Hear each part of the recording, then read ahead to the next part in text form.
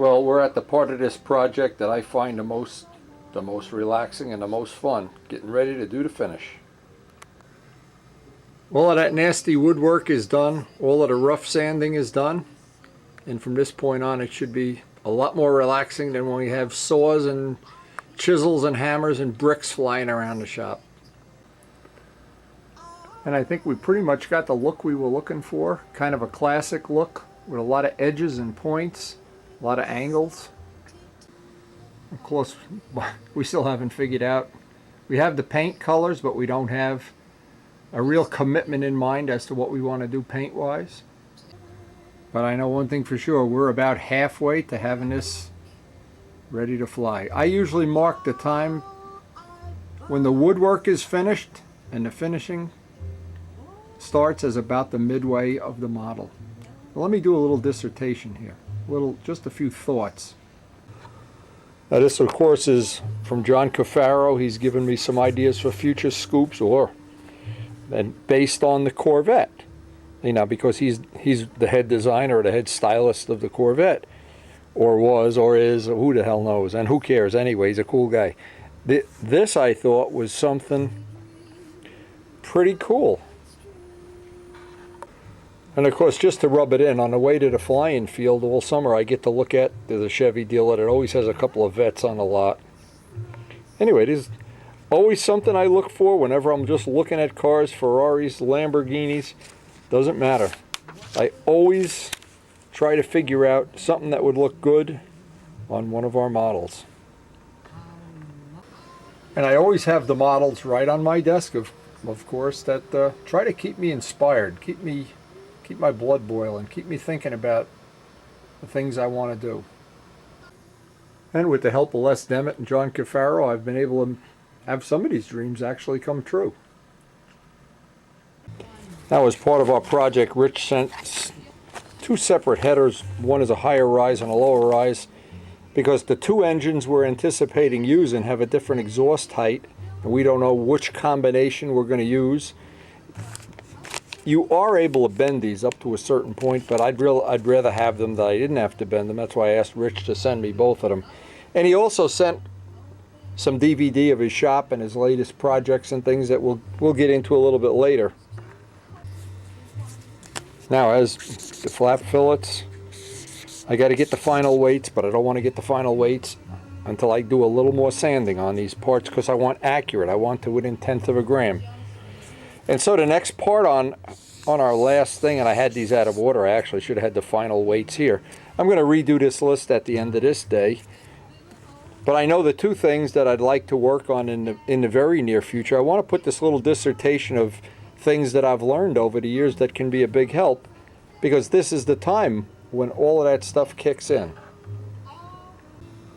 Now this year is going to be just a little bit different. In the past, what I've done is I'd go through my finishing process, do the tail, the wing, get these in silver, then build the fuselage, then do all the final fits, and then put the fuselage in silver. And what would happen is, and the thing I'm trying to avoid here, is I would have about somewhere around 4 months of time that every day I was applying coats of dope, virtually every day for 4 months.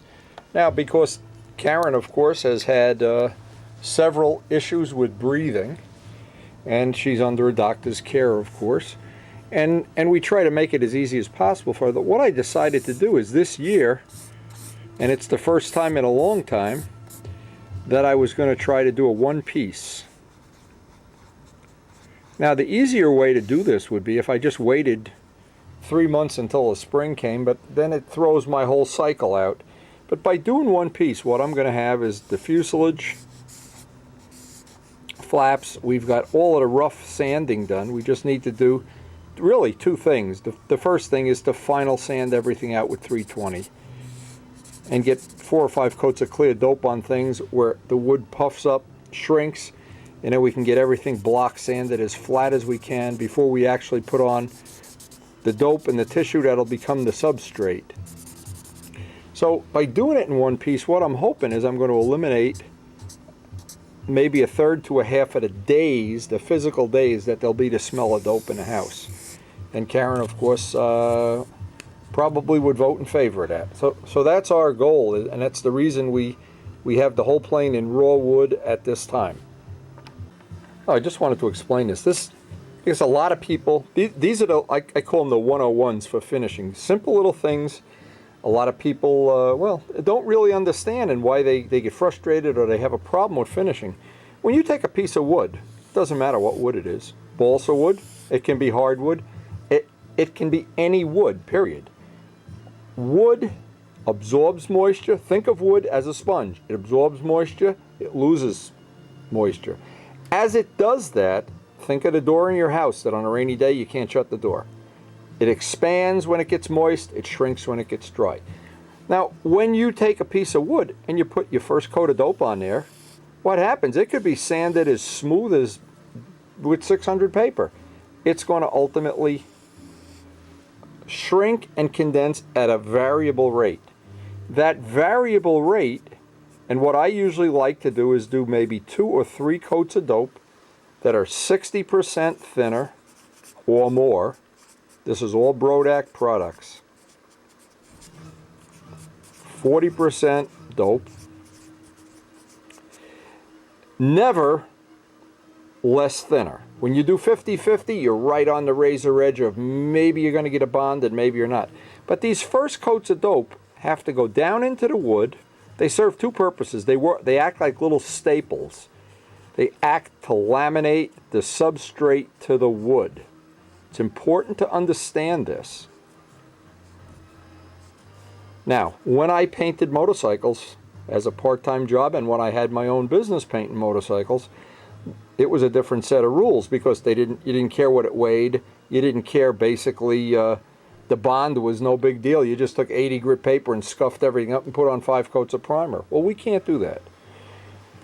Now after that 2-3 coats of dope is on, you sand this flat. And what happens is the next time you put a coat of dope on, you get the slightest bit. And the reason you get the slightest bit is because you've filled in some of the valleys. And here, there's less dope than here. If you look at this under a microscope, this finish would look like this.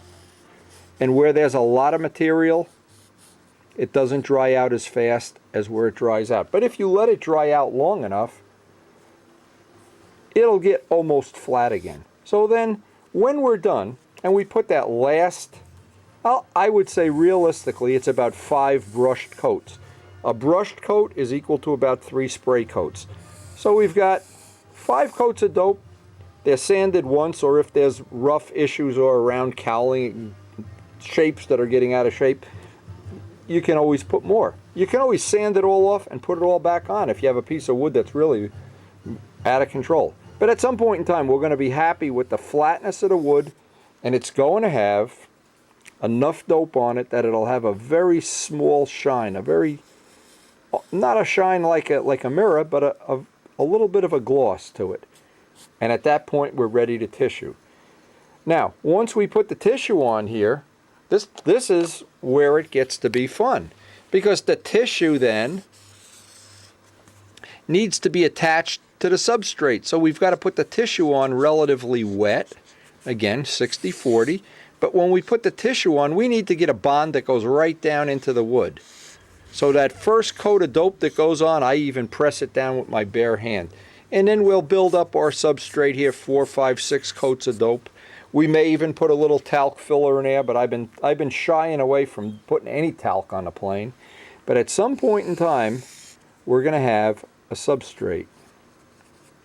And that substrate is what we need to have. 3 things. It's got to be flat, it's got to be the contour of the plane, and the biggest one of all, it's got to be light. Now we allow 7 ounces of finish. I have gotten them down to 6.9 on the Testarossa and on some of the other ones. But if you get more than 7 ounces of finish on a plane, it starts to get tail heavy, assuming it's designed correctly. This is the basic 101 understanding, is that wood is doing this. And you can't just sand it, paint it, and forget it, or you'll never get that unevenness out. Building that substrate up on a wooden surface, it's an art, not a science. You've got to know when enough is enough. It's just like mixing concrete. You've got to know when, hey, the concrete's too thin, the concrete's too thick. There's no formula. You can't weigh it. You've got to mix it and say, oh, that's about the right consistency. Well, with finishing, you've got to know just at the point when you've got a little bit of shine on the wood, you put the tissue on, and when you've got just that little gloss and evenness on this and a couple maybe little dry spots, then you're ready for your first coat of filler and or silver. But this is, I'll call this, for lack of a better word, finishing 101. And this is the part, if you could put this in a can and everybody would be able to just open a can and put it on their plane, well, it'd be nice. But it requires a little artwork, a little bit of, it's too thin, it's too thick. And that's what I'm going to try to explain. Every year we upgrade our finishing videos or put the latest things on. Well, this year, starting right now, we're going to make a whole new set. Now, another thing you hear me, these are just little things that I tend to say. In the course of a build, we have a surface. The dope is going to be on this surface and this surface. There's going to be a point, an edge. Every time we put dope on, I'm going to hit that surface with sandpaper. So even though it's a sharp edge, I want the dope to blend around. Because what happens if you don't do that, you wind up with a finish that looks like this, and it peels back, and the edges show. So anytime I have a sandpaper touching the plane and I get to that corner, I'll just touch the edge so that my finish tends to flow right around the edge, right around the corner. Now, when I did the original Brodak dope development with George Anderson at Randolph, he emphasized one thing to me: one product. That means if you start with brand, and I'm just going to make brand A, brand Z, and it doesn't matter. When you start with a given product, use the material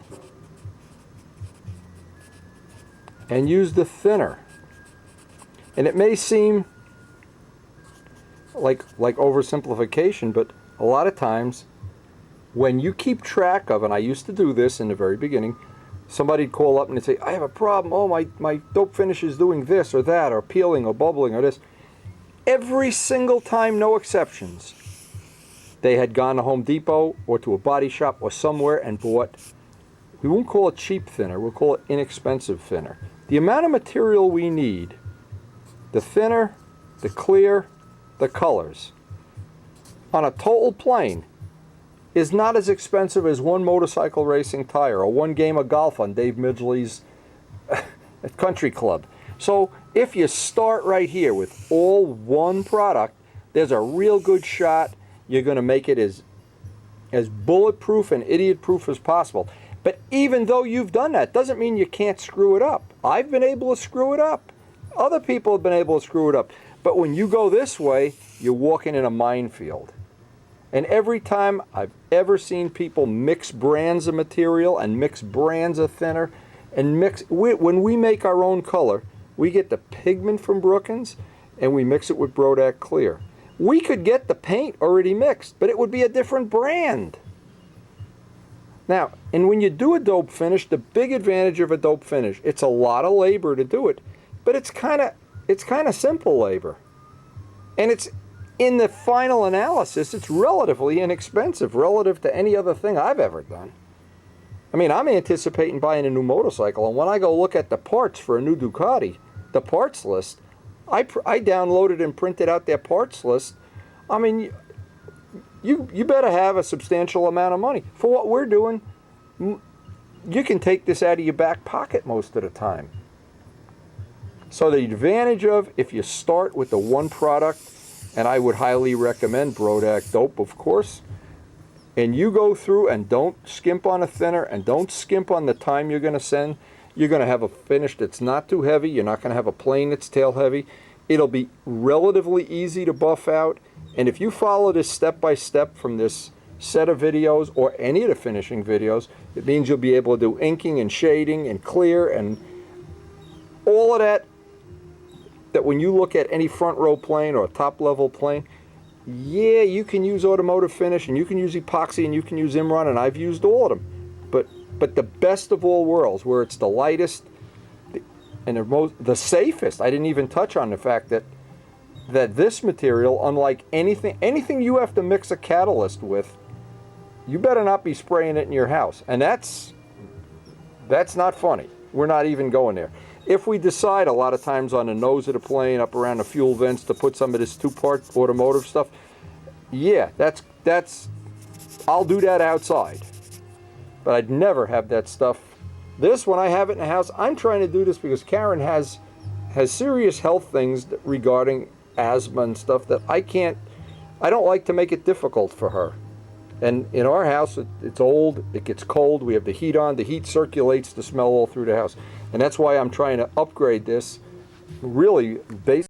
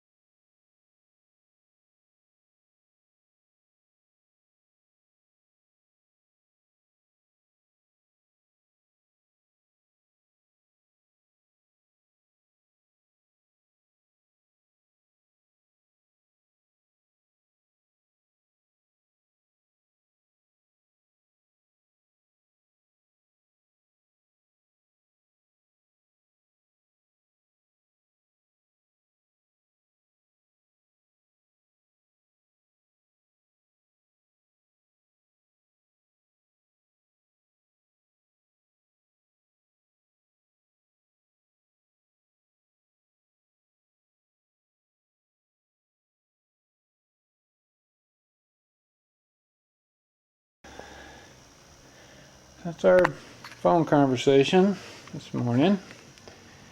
Wendy suggested that I show him how messed up my shop is.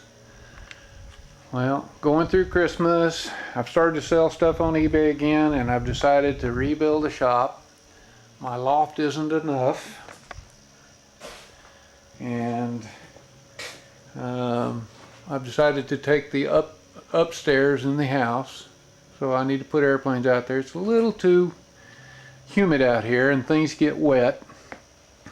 So I built my office, and it's not finished yet, but I finally have my drafting board set up, and I have my desk set up, and Edith Ann is standing here waiting to help me cut foam. And she's sneaking around my tractor, and she doesn't want to be on video. So, as you can see, I have the overhead door here, and then I have an overhead door back there, and the disappearing staircase going up into the loft. Now, I built all this myself. You should have seen me taking those 2x12s by 14s and getting them up there, but hadn't got my paint booth finished. Those are my son's airplanes that I had to build those so he could race rather than finish my shop. But got some of my cabinets put in, and some of my workbenches, the air conditioner for the smaller room, which I haven't gotten my door yet. But that's the paint booth room, which is still full of stuff. And over where I have the lathe and mill and other. Okay, well, something here I want to show you, Wendy, about where we work with headers. And I've marked this one 1 3/8, but I want to show you how I measure them. And that measurement is from the center of the exhaust, which both the mounting holes are in the center of the exhaust, to the center of the pipe. And the way I do it is I stand it on end, and I have these triangles. Now, you can get them at any drafting store. Probably get them at Kinko's. You can get them, probably can buy them at Walmart or something, but they have measurements on them. That's a 7-inch scale there. And here's a second one, same way. It's a 45-degree triangle. It has 0 to 5 inches. So I make sure we can see this. Maybe I need to do it this side. Alright, and I'm going to put 0 on that hole right there, because that's the center of the exhaust. And then I take the other triangle and I put it on the center of that exhaust, and then I measure it down here. So center of the hole for the mounting, which is center of the exhaust, and then the center of the pipe, and then I measure the distance down here from there to there. So that's the way I measured all of them. The one I'm sending you, which I bent up a little bit, and the way I bend them is I actually mount them to a motor, which in this case I just use a standard case. And once I mount it to the case, that's how I get my leverage. Well, let's just show you how I do it. That's how I get my leverage. Let's widen out here a bit. Well, it goes one way real fast and the other kind of slow, doesn't it?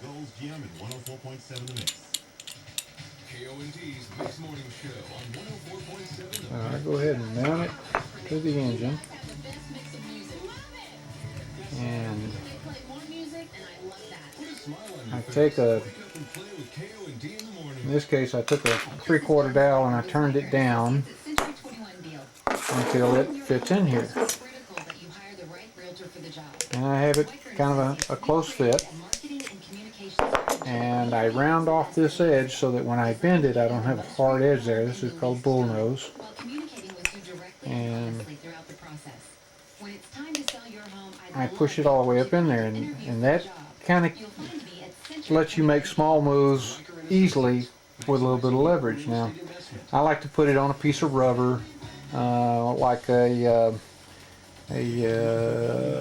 rubber sanding block, and that way it's a little bit softer, but you can put it on something hard. Now, what I did is I put it on this piece of wood here, and I bent it. So the engine gives me leverage, this gives me leverage, and is very, very easy to bend. I probably don't put 20 pounds of pressure on it. And then the same way, I measure it again. Now this one started out 1.25 inches, and I bent it up to 1.5 inches for you.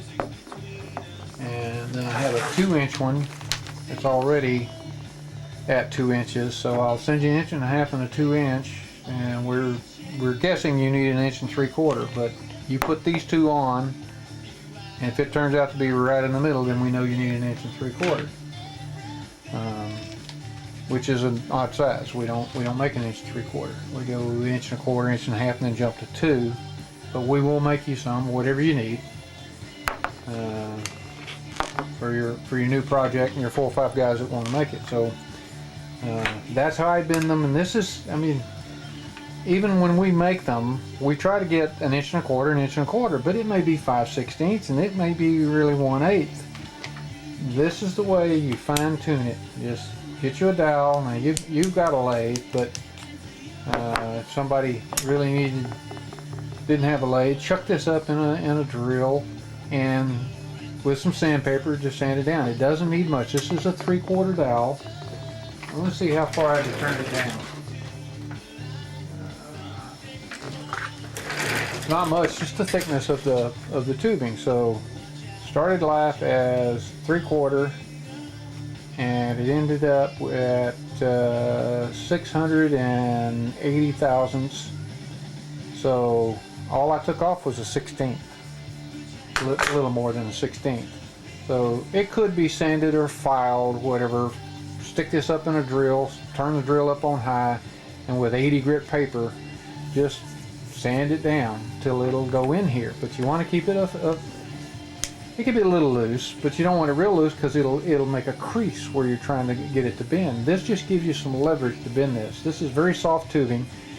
When we buy the tubing, it has to be annealed because we're having a hard time finding the dead soft. So we're buying T6 or T3 tubing and sending it off and having the hardness taken out of it so that it's quite a bit softer. So before we make these things, the tubing has to be annealed, and when it's real hard it doesn't braze as well either. So we make the adapters, we buy the tubing, we bend it, we mill that off, and then we braze this on. It's not welded, it's brazed. So I'll send you this 1.5 inch one and the 2-inch one, and hopefully we'll be able to bracket what you need. If it is 1 5/8 inches or 1 3/4 inches, we'll make them. If it turns out to be 2 inch or really 1.5 inches, and we're good to go. We'll just pull some out of inventory and supply whoever needs them for your new chickie plane. So just want to let you know how I measured them, and how we make them, how we measure them to make them. But you can do it with a carpenter square, but you actually need 2 of them. So the carpenter square, or framing square, I call this a tri-square is what I call it. You can do the same thing as far as measurement, and you can come in with a ruler. Where is that? We have one behind us here. And again, you'll be slightly guessing where the 2 triangles are just pretty much exact. But as long as you have this flat on the table, and you have your tri-square flat on the table, and then measure over to the center of the pipe. And this one probably is 1 9/16. I went a little past 1.5 inches when I bent it, but that's the way to measure it. So 2 triangles make it really easy.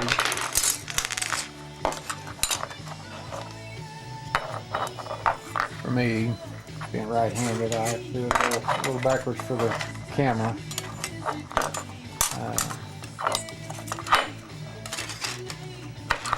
And I need another hand and 8 more fingers, but I put 0 right on the bolt, in the middle of the bolt hole, which is in the center. And then I put the top edge here in the middle of that exhaust. And since I've got everything squared, flat on the table, in the centers, this one measures 1.5 inches. So I get a little more precise measurement than with a tri-square. With a tri-square, I was getting a 1/16 more. So I trust this better, but it's just a way to get close to what you think you'll need. So hopefully that'll help you, and when you decide which one you need, the exact measurement, we'll make you up a dozen or so. And we've lost a little daylight since I started this, so I haven't hung my lights in here yet, which my son is coming tonight, and tomorrow we'll probably be hanging some lights and doing some more framing and hanging sheetrock. But the airplane that you saw on the I sent you pictures of, this is it. I've put a couple of stripes on it. You can see the paint jig is still on it. I'm gonna put a coat of silver on it. Right now it's at 60 ounces. So I don't want to put much clear on it. I'm going to sacrifice maybe a point or 2 on appearance, but for Muncie, I'll give up 2 points if I can have a 3 or 4 ounce lighter airplane, just because 60 to 62 is about the max I want to have on a 700 square inch airplane. And I'm at 60, so I don't want to put more than a couple ounces of clear on. And I can't do that with automotive. Automotive would be probably in the 3 ounce range. So I'm gonna do a couple of coats of dope clear, and then I'll clear the nose to the back of the pipe tunnel with automotive. But even then, I'm not sure I want to do all of it. I may just do the cowl.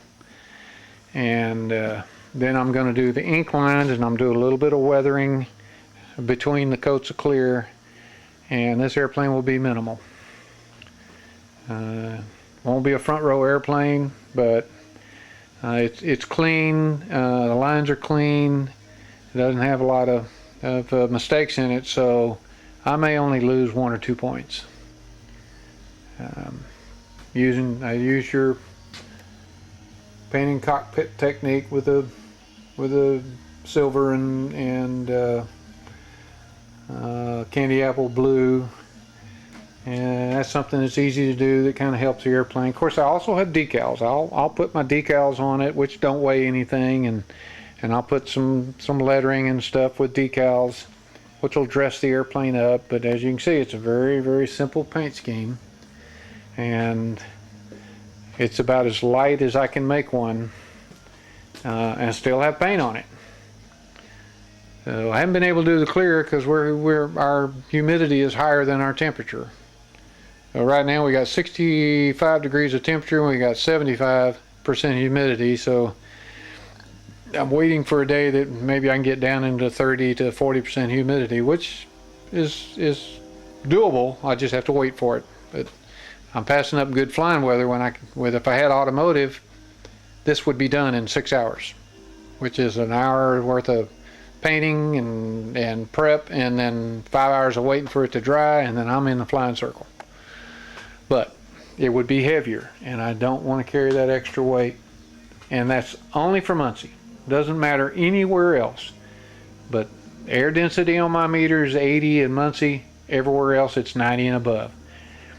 And 80% air density means I'm flying an airplane that's 20% heavier, just because the air is so thin.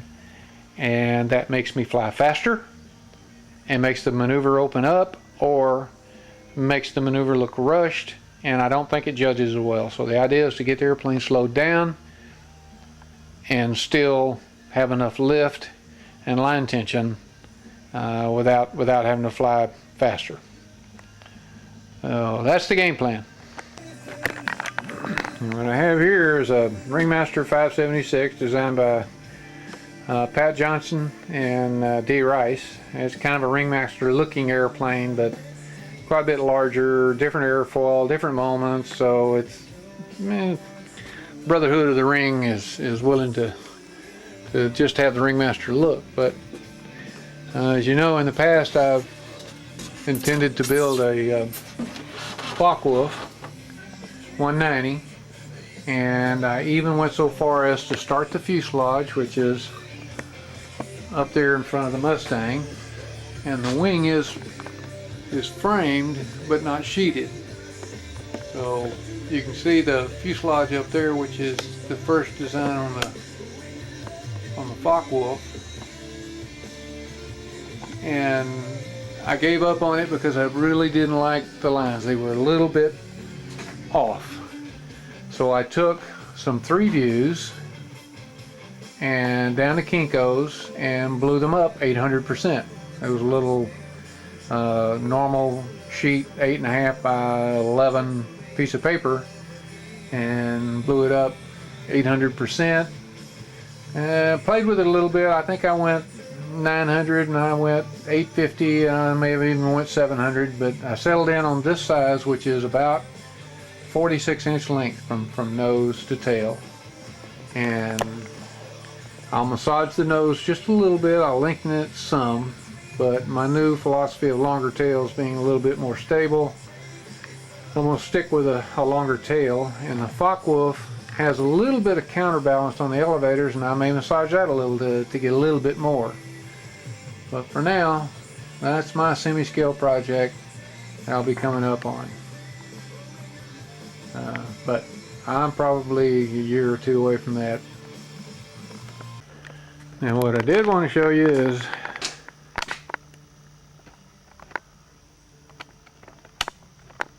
how the flying field has come along. Here we are at the front door of what I call my barn, which we'll call my workshop. And there you can see the flying field. Now next month, after the rains have quit, the ground firms up a little bit, I'm going to put a fence in, and so we'll have a wooden fence going all the way on 2 sides of the front circle. And that circle has got excellent grass on it, no weeds. Took a lot of work this summer, chemicals and watering and moving water every day, and the grass, it is really a carpet out there. But the back circle, and I guess actually you could say we can also have a circle there, but it would only be for the smaller airplanes with short lines. You can fly 60-foot lines there just fine, but anything any longer than that, then you're getting a little too close to the area here and where you wouldn't want to land. Like there's caliche and rock there. As long as you didn't land right there, you could fly a full 65-foot lines airplane. That's the back circle back there. Didn't give it a lot of TLC. Didn't put a lot of chemicals on it. Just let it grow. I did seed it. So the idea was get the front one going, and then this summer I'll put chemicals on this one and give it a little more TLC. But that's the back circle, and I actually will probably have a better surface than the front circle when it's all said and done, and drain water better because it's on a slope from front to back, so the water will drain off it a little better. And there's some of my work dirt that I use to fill in spots. But circle, circle, than the circle. This circle will have the better air because it's clear all out through there. The predominant wind comes from that direction, so you'll have clean air coming through there. If it comes from that direction, of course, you'll have tree air. And this circle back here won't have a whole lot of clean air from any direction unless it comes from that way. And it'll be, which that's the winter air, would be coming from there. So this in the winter, of course, winters, we don't have winters. Right now I'm facing north and the wind's coming from my back, which is south. So we don't get a lot of north winds. So, and then there's the house. Back of the house anyways. So that's the circle we'll be flying on when you come. Alright, just to give you a little more idea what's kept me busy. This is all my son's racers. He just came in for the last couple of days, which kept me busy, and also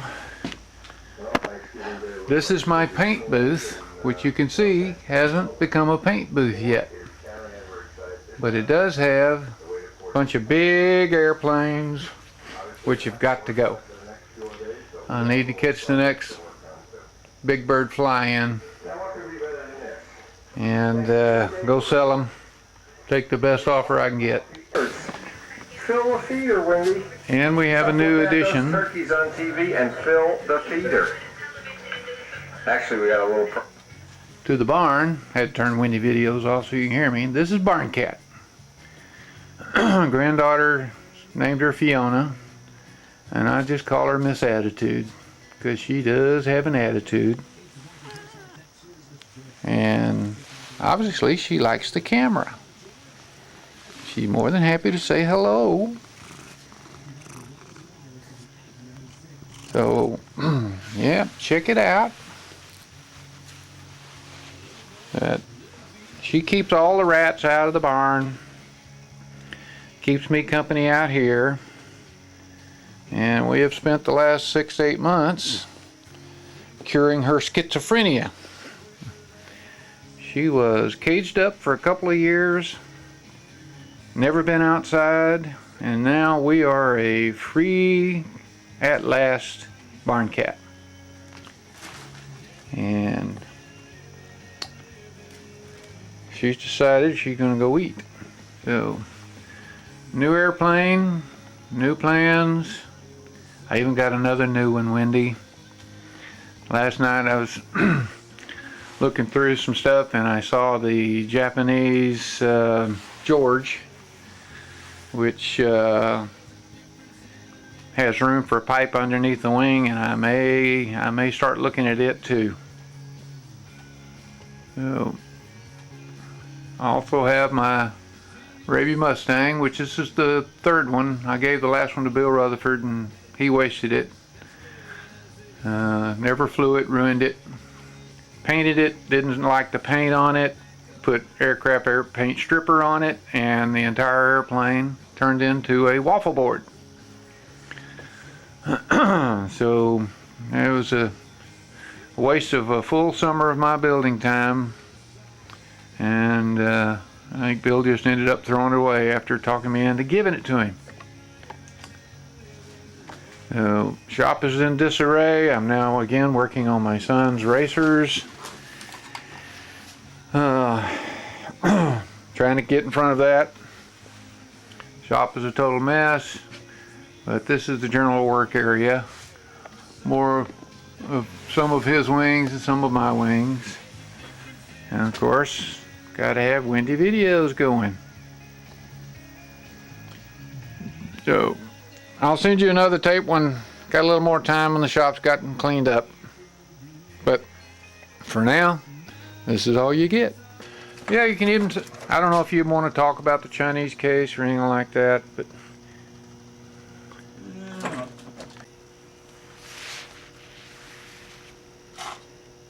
Oh, Israel?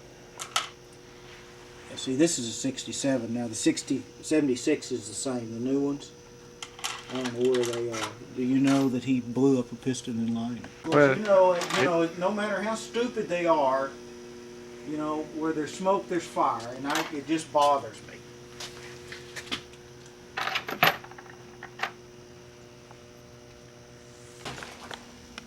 racing engine.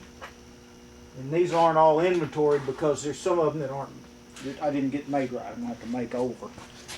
And the, I don't know where the hell I did with it. There it is right there. Yeah, this is the one that goes down further and looks nicer. Yeah. Tell you what, I just want to scream. Henry, there wasn't any way they could know, but he couldn't have got me at a worse time. Could not. Look at this. Oh. Look at this. We videoed all this, haven't we? Boy, it's been so long I don't know. I need to go through it to see what I'm missing. There are a few odds and ends I'm missing. Okay, you might also cover brass and aluminum. Why? Why not?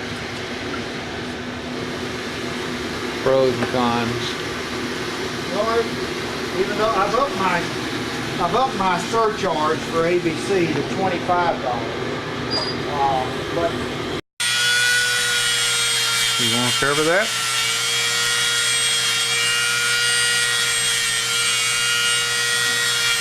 this is not really porting and polishing in the conventional sense. This is just quality control.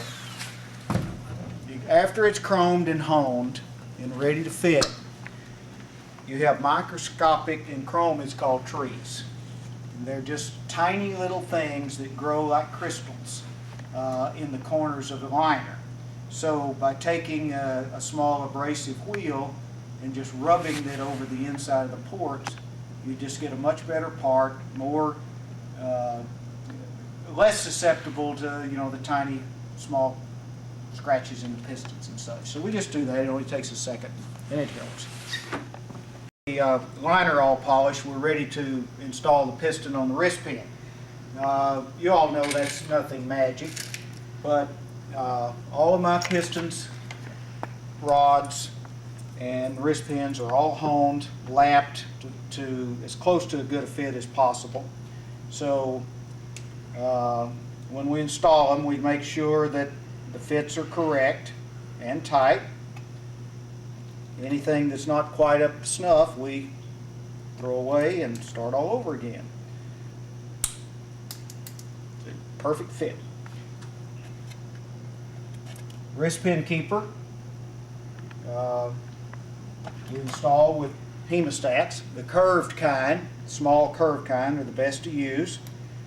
Catch the edge of the keeper and roll it in. Be sure and wear safety glasses. It's better to wear safety glasses with any of these because things can pop out and cause injury. So when we put one side in, first thing we do is we take the hemostat or forceps and we push. That's to make sure that the one on this side is in correctly. If it's not in correctly, it'll just push out. Then we install the second one. And you install it with a circular rolling motion. They'll just go right in, and you'll hear a snap. That one's in, and you push again. If you do that, you will never lose a keeper, at least not in a jet. Now we have the piston and liner. They're ready to fit. Now all jet products are hand fitted. So this piston was made slightly oversized so that it can be fitted to the liner correctly. Right now it's too big to go up into the liner, so we'll have to reduce its size. We do that with something called a lap. And you're going to see that in the video. Now, this is not all a clean process. When you're lapping, you're using a grease that has an abrasive blended into it. It's normally a fine abrasive, but it's called lapping compound. It's not any different from the compound that you'd use to lap the finish on your airplane, except it's just dirtier. A piston lap, I'll find the one for the 50. A piston lap is a circular device that is designed to get smaller as you tighten it down. There's an adjustment screw right there. And the lapping material is a porous cast iron kind of material in the middle, and it fits the piston perfectly. So when you put the piston in, and I use it with the rod installed just like it is, put the piston in and turn it. I don't know if you can see it in the video, but the compound is around the outside of the piston. As you turn like this, the piston becomes completely round. You will have, and you cannot have, an out-around piston. So the lapping motion is up and down and circular.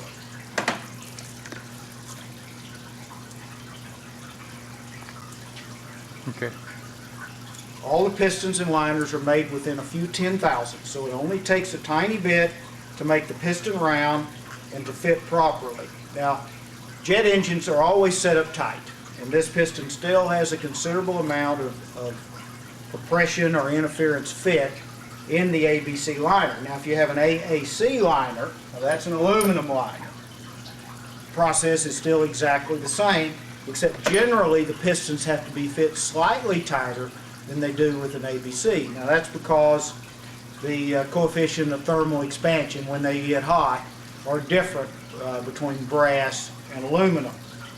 Now, why would you even use brass or aluminum? Well, contrary to most people's thoughts on it, we use aluminum in most of the racing engines, but in general, there is very, very little difference in the performance between a brass liner and an aluminum liner. But there's a considerable difference in the weight. In the thicker liners, such as the racing engines, it's almost a full ounce or 25 or so grams. So anywhere where weight is extremely important, then you use aluminum. But performance-wise, horsepower-wise, there's virtually no difference. I like, and it's a feature that I need to...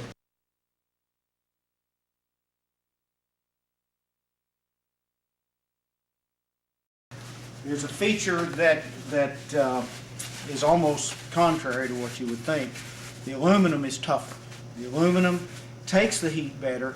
It's less likely to start when you get it hot, and it's easier to rebuild. And we at Jett do rebuild engines. We don't just sell you an entire piston and liner unless you need it.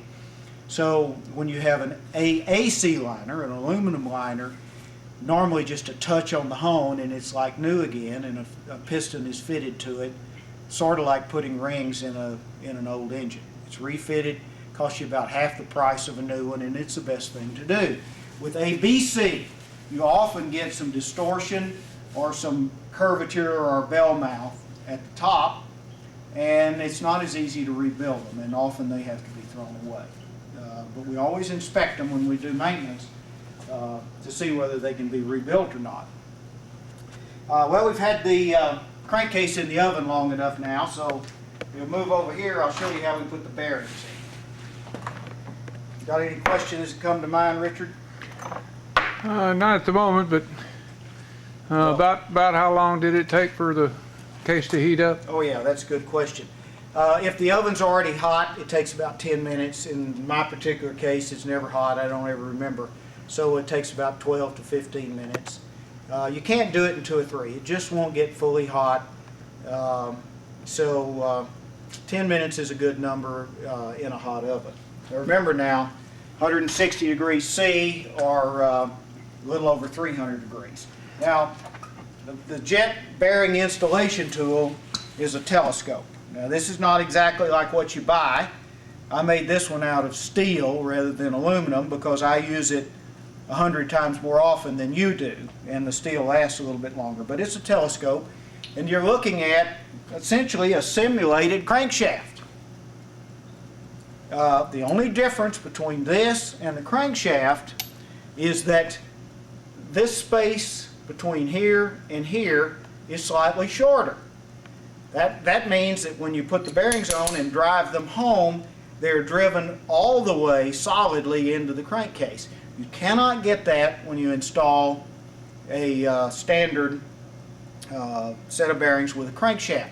The crankshaft's always a little longer than the case, so you'll have adequate in play.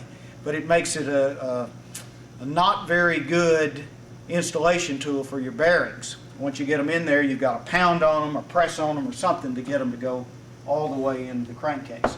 This solves that problem. You can get them from Jet or from Jett for a good price. So, take the bearing, the rear bearing, and put it onto the assembly tool. And you take the front bearing, you hold it in your hand. And often it takes a small hammer, but not always. So make sure we have the small hammer ready. And this, you're not hammering on the balls when you use this tool. You're only tapping on the outer races. So there's no chance of any damage to the bearing when you use the assembly tool. Again, not true when you're using a crankshaft. Crankshaft is working on the inner races and therefore the balls. Be sure to use a glove. Slides down, but not quite all the way. That's it. Slight tap. We like to keep our front bearings tighter than our rear bearings. The front bearings are where the real loads are. When you're flying and pulling the airplane around, all those loads that are on the crankshaft are going through this front bearing. So we keep the front bearing a little tighter than we do the rear bearing, and that's why we had to tap on it slightly. So we can't do much with this right now because it's hot. So I keep a fan around and I put it there to cool. How long does that take? 1 minute. You'll be surprised. It cools down in a hurry. While we're waiting for the other case to cool down, I thought I'd talk for a second about bearing replacement and removal. This is identical to the part over there, except not so hot. And so if you got to take your bearings out to repair them, well, how do you do that? First of all, you can drive the front bearing out. You do not need to use a torch. Now I use a little tool that I made. You're not going to have that. We don't sell it. It's not that important. You basically need a piece of wood or something that will fit inside. It's not even important what size it is, just something that'll go in there that you can tap on. So when you get it in there, again, we by the way, we have a little brass hammer we sell called Bang Bang. And those of you who have listened to the Beatles might know where Bang Bang came from. But it's easy. You don't have to hit very hard. The front bearing comes out even cold. That's it. No problem. Comes right out. Front bearing's out. You can clean it, inspect it, if you decide to use it again. Now the problem is, how do you get the rear bearing out? Well, okay, you might remember temperature. 300 degrees, 325 maximum, 160 C, no more. Put it in there for the appropriate length of time, and when it heats up, I'll show you what to do with it. This we'll continue now. It's cooled down. We'll continue with this part. Before I do the main part of the installation, I'm going to turn this fan off. This is not that warm a day. Thought it'd be a good time to talk a little bit about Jett carburetors and how they work. So if you'll move in a little closer, Richard, I'll discuss that. You may run into a case where you have to do some maintenance on the carburetor, so we'll start with a complete Jett assembly. Note that it has no high-speed needle valve. All Jetts come with a remote needle valve, and we'll talk about that in a little bit. But Jetts and many other carburetors are held together with what we call a stop screw. Now the stop screw is not really a stop screw anymore. We don't need stops like we needed a long time ago. The servos are so accurate that no need to adjust things like where do you stop it for idle. The stop screw in a Jett and in some others is more like a cam. It's more like the guide in your car that tells the valves when to open and close exactly the right time. And for example, with the Jett stop screw, and I don't know if you can focus on this or not. Can you, Richard, up close? Actually, it's better if I zoom into it rather than Yeah. you bring. Are you close? Okay. Ready? Okay. If you look closely, this slot that's cut into the carburetor barrel is not straight. It has several curves to it. Now, that really has to do with how a carburetor works. If you're going to reduce the RPM of your engine or make a throttle, first thing you have to do is cut the air off. And with a conventional barrel carburetor, the way you cut the air off is rotate the barrel, and the holes become misaligned and you get less and less air into the engine. Now, when carburetors were first designed years and years ago, that was a wonderful idea. It cut the air down and the engines ran slower. However, when you cut the air down and don't cut the fuel down accordingly, you end up with an engine that just floods out and dies. It gets richer and richer and richer and dies. So someone came up with the idea that if we could somehow reduce the fuel the same amount that we reduce the air, then we can keep the engines running in the mid-range and idle much more reliably. And that's where the cam comes in. The stop screw, which is exactly the same size as the cam, got it? Mm-hmm. Follows this. So as you reduce the air, the cylinder moves toward the spray bar. And if you look closely at a Jett carburetor or many of the others, you'll see that the throttle both rotates and moves in like this.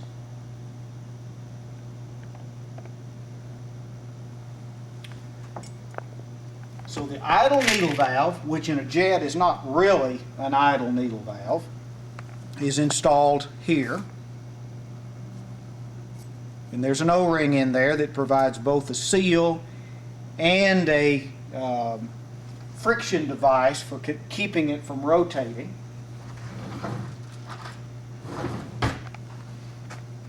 Just screws in. It goes approximately to the midpoint of the carburetor hole. On the other part, which we call the carburetor body, you can see that the brass spray bar goes approximately to the midpoint.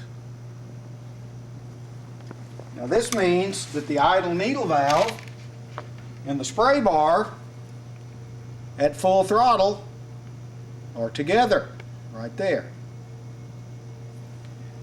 So when you get the rotation and side movement of the carburetor, as you throttle back, the idle needle valve goes inside the spray bar like this. When it gets to idle, it's well inside, about 100 thousandths or 2.5 millimeters, and cuts the fuel almost entirely off. You need very, very, very few drops of fuel to keep an engine idling. So back to the cam. It's one of the inventions of Jett engineering, is that as you rotate this, you can't really cut the fuel off in a straight line.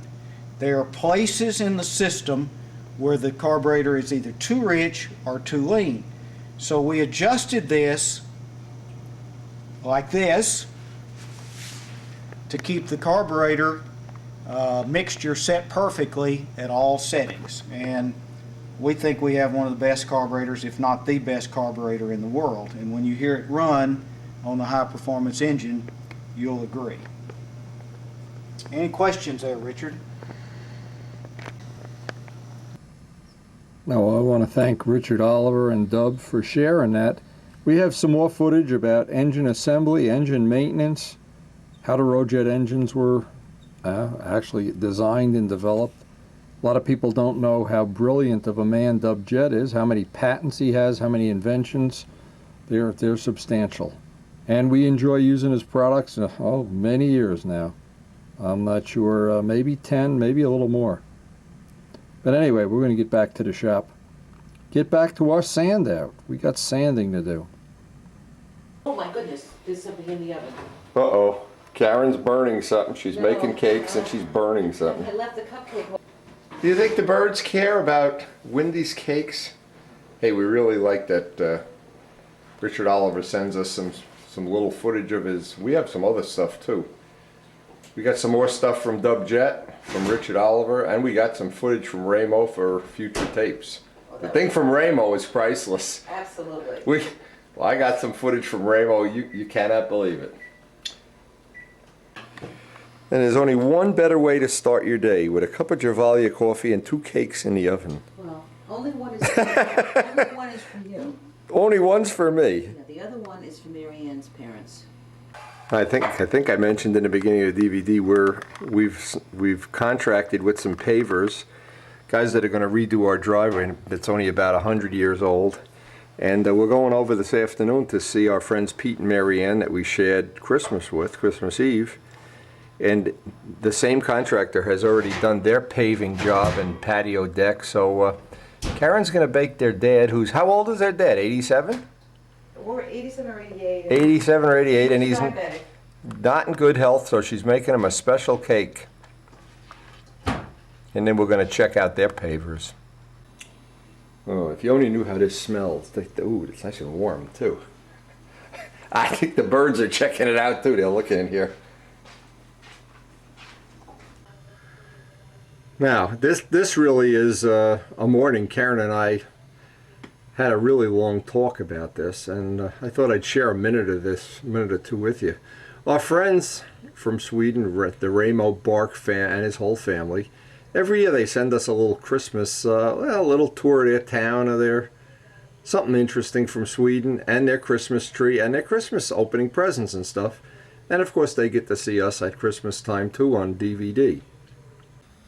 Of course, we've seen Ramo's shop on DVD, and we've seen his ARF flying his Stragas, among other things. But this week, the Christmas DVD we got from him this year, they were at an island called Gotland off of Sweden. He did a little tour of the island, which I'm not going to put on the video because it's personal.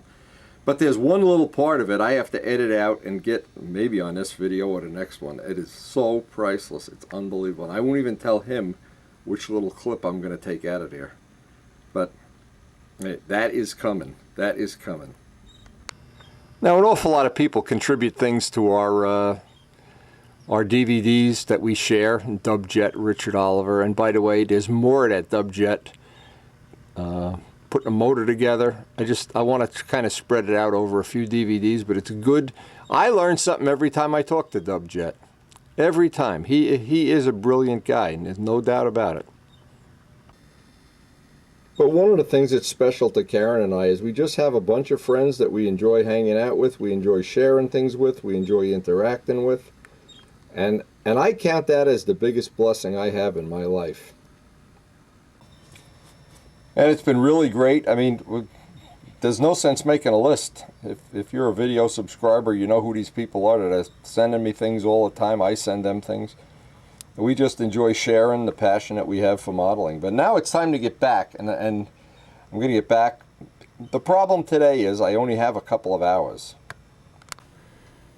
But even this, there's a lesson in between doing these other things, and we have to run out this afternoon. And I have a day's work to do, or a full day's work, in fact. But I'm going to squeeze in a couple hours of sanding. I want to get this, I've already cut up the 320.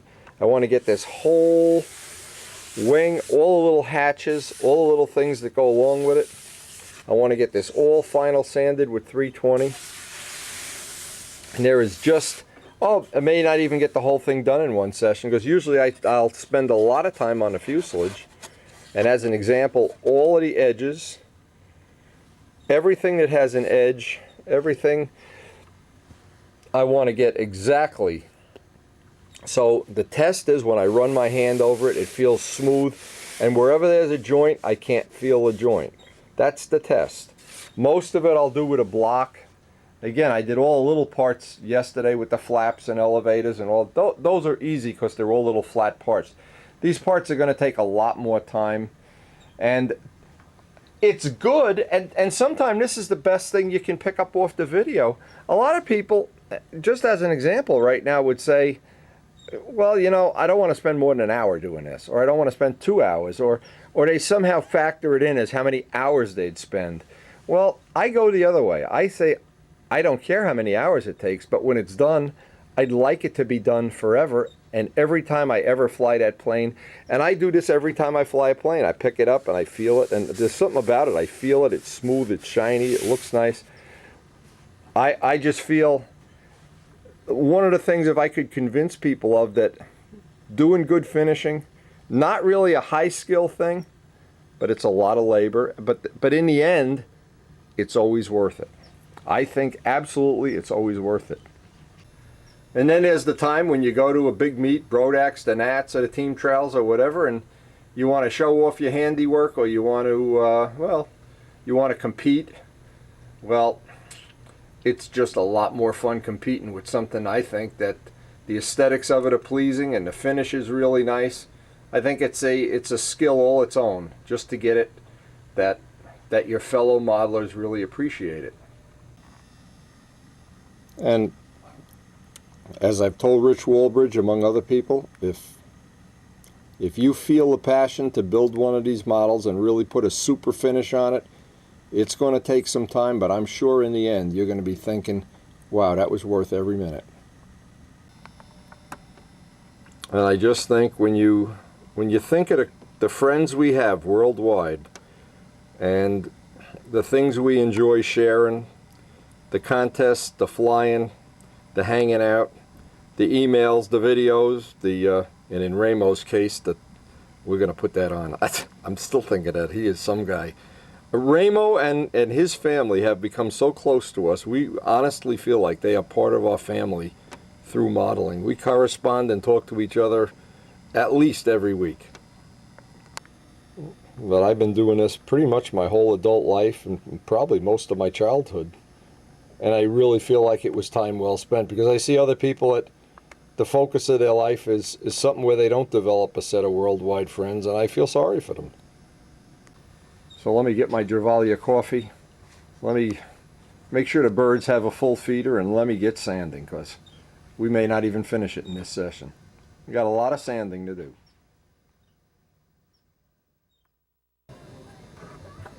Now all of these complex shapes, there's just no substitute for answering a phone. You believe this? Okay. Oh, again, I can't believe this. We're not gonna get a good day. I just feel it. Let me get the phone. Things aren't shaping up well today. We've already got 2 things on our plate, and it's not even, what time is it? It's not even 10 o'clock yet. We got things on our plate. Anyway, I'm gonna get a couple. Maybe I'll get an hour or so here, if everything goes well. Thing is, with 320, I want to get everything sanded. I want to feel, no chance I can feel a glue seam. Anything that feels like, and down here, because when I was doing the 220 sanding, it leaves little rough spots. It leaves little scratches in the wood.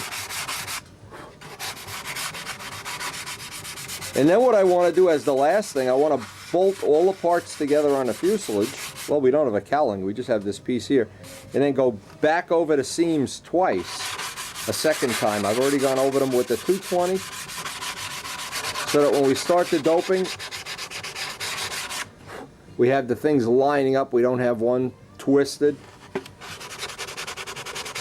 Now, while I'm working these scoops, I had that tool. I don't forget about that tool. I made this little, here it is. Boy, did this work out great. Little flexible thing with a little sandpaper. I think what I'll do is I'll take the 220 off, put 320 on, and that allowed me to get right in the scoops. Boy, was that ever handy. And of course, every coat of filler, every coat of everything. And these reverse cuts will not get tissue, because the tissue will tend to pull up And of course the scoops that we've already made, we've just put dope filler on them, and that's worked out fine. So I don't want to get so cute that I start inventing things.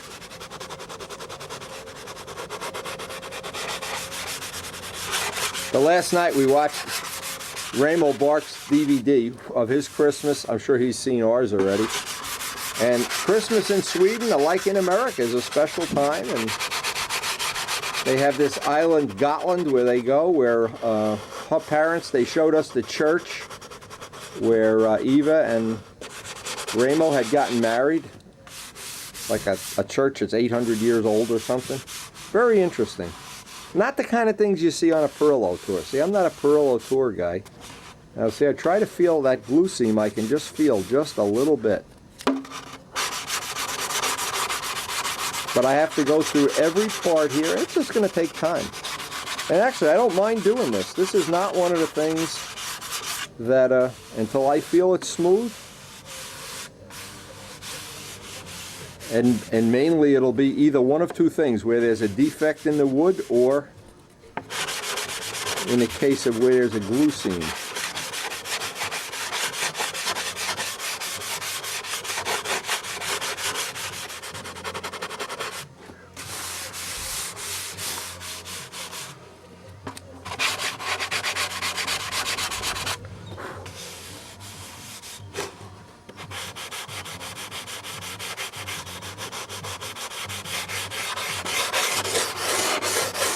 I also want to do that thing of keeping all the edges nice and even. Any place I can feel it, in fact I can feel it right there. And I find this to be relaxing now. That I know there may be people with a counterpoint that are saying, oh boy, that's a lot of work. See, I don't think it's really that much work. And if you enjoy it, and from my days of painting motorcycles, you got to enjoy this or else you never get it done. Little by little, it's all going to get sanded out. But some of the things I want to work on, I want to have this an exact point.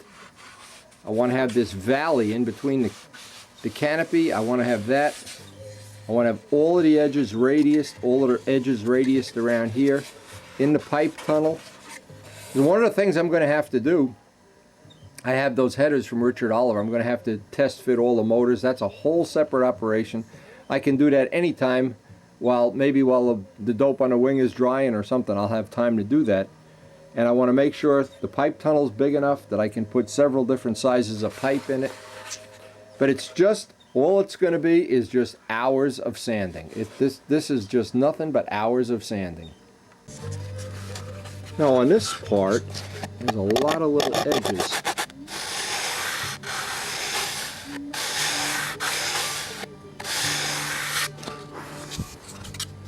And a lot of these little corners and edges, they really take time to get in there. That's why I like that back cut block, that block that's back cut. And until we get some finish and tissue on this, it's very prone to just pick up a fingernail mark or something like that.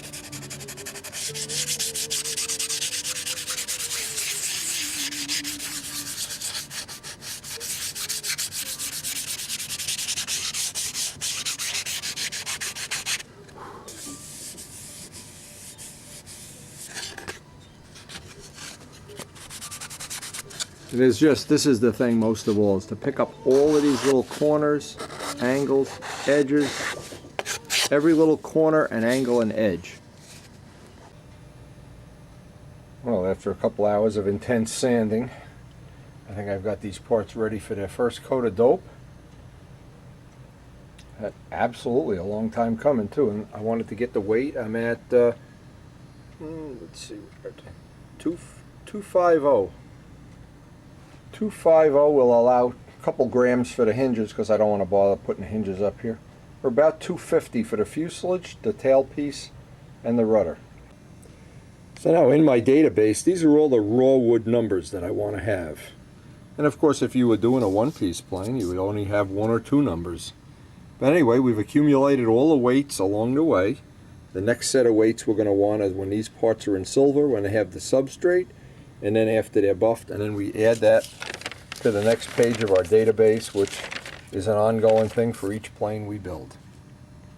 But this is always good information, and right now it looks like we're in pretty good shape for having a 60-ounce model. Now the next time we have a session, I still have the wing to do. That's going to be another session, but they're anticipating snow today. We have errands to run. We want to go look at the pavers. We've got to make several trips, but I feel real good about getting some of these little parts. That tail section was very time consuming to do. And I want to put the next little part of the Dub Jett interview as he puts this motor together. It's every time I watch something that Dub Jett does, I learn something. And I hope you enjoy these extra little things. And we'll try to get Ramo's little adventure on before the tape actually ends. Or at worst, on the next one. That Ramo thing is cool as can be. I'm going to discuss a little bit about how a carburetor works. We've disassembled a Jett carburetor. It's going to be the same one that we put in the engine we're building, to show you the various pieces. This is what we call the carburetor body, and that's just a red anodized body with a brass spray bar that we've pressed into the left-hand side of the carburetor. Note that if you look into the center of the carburetor, the fuel orifice is at approximately the midpoint of the hole. Now that's important when you start talking about idle and mid-range. We'll cover that in a second. But in general, most carburetors are made the same way. This is a Jett barrel, we call it, with a slot cut in it for the stop screw. Now, stop screw used to be for stopping the carburetor at full throttle or closing, but now it has a more important job, and that is to accurately control the fuel mixture at mid-range throttle settings. And if you look very closely, you'll see that the slot that's cut into this is not a straight slot like many products that you're used to looking at. It has several curves in it, and that helps us maintain the mixture setting at various throttle settings, and I'll talk about that in a second.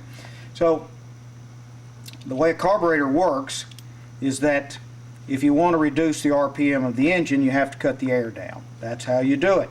And by rotating the barrel, the holes become misaligned, and the air gets less and less and less and less until finally, when there's little more than a crack, you're at idle.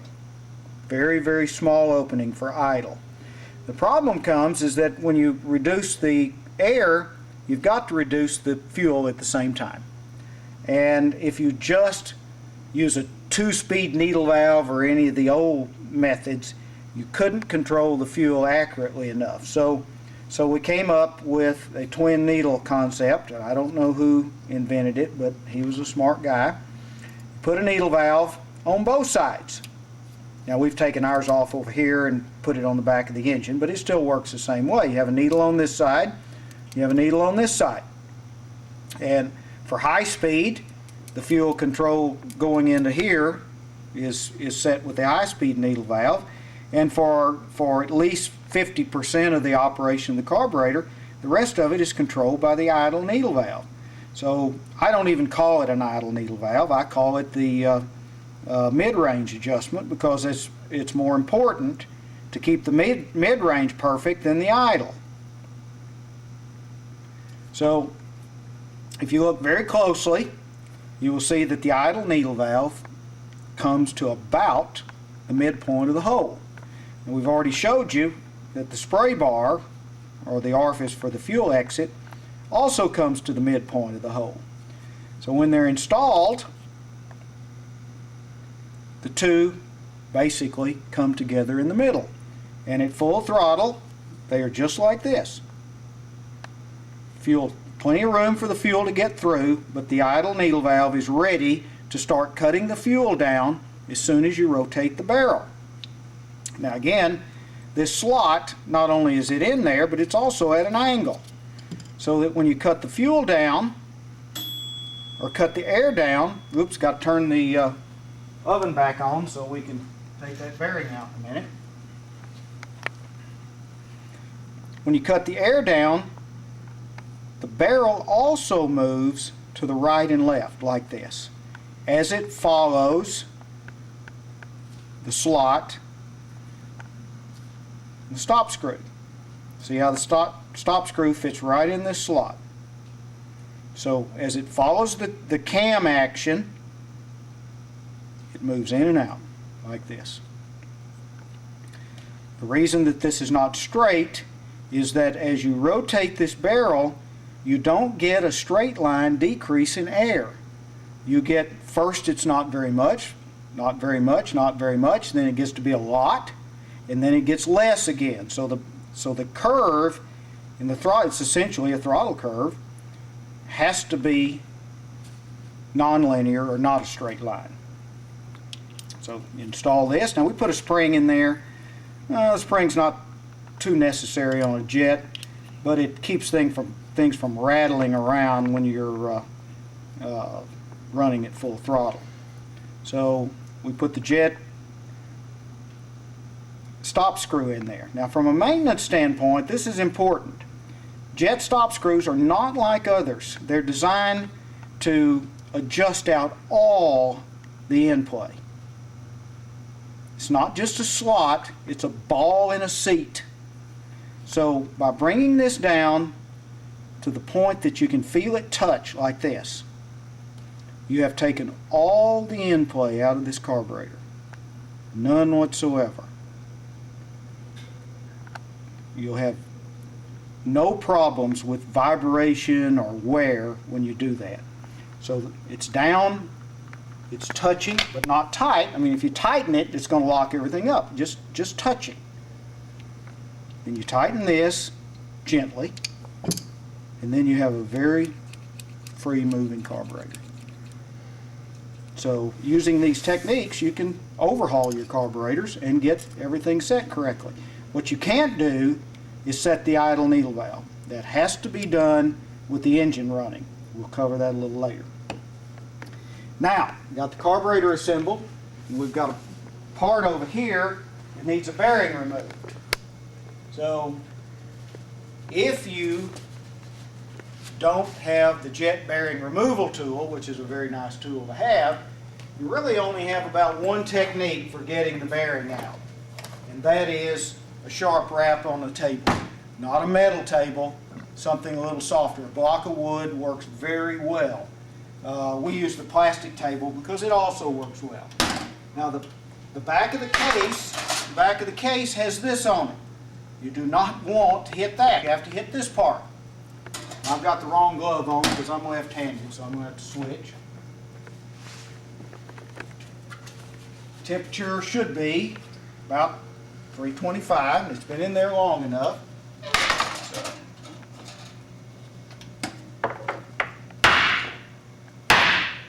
Bearing is out.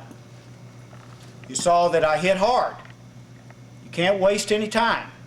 You get it out, because if you take very long, you got to go back in the oven again.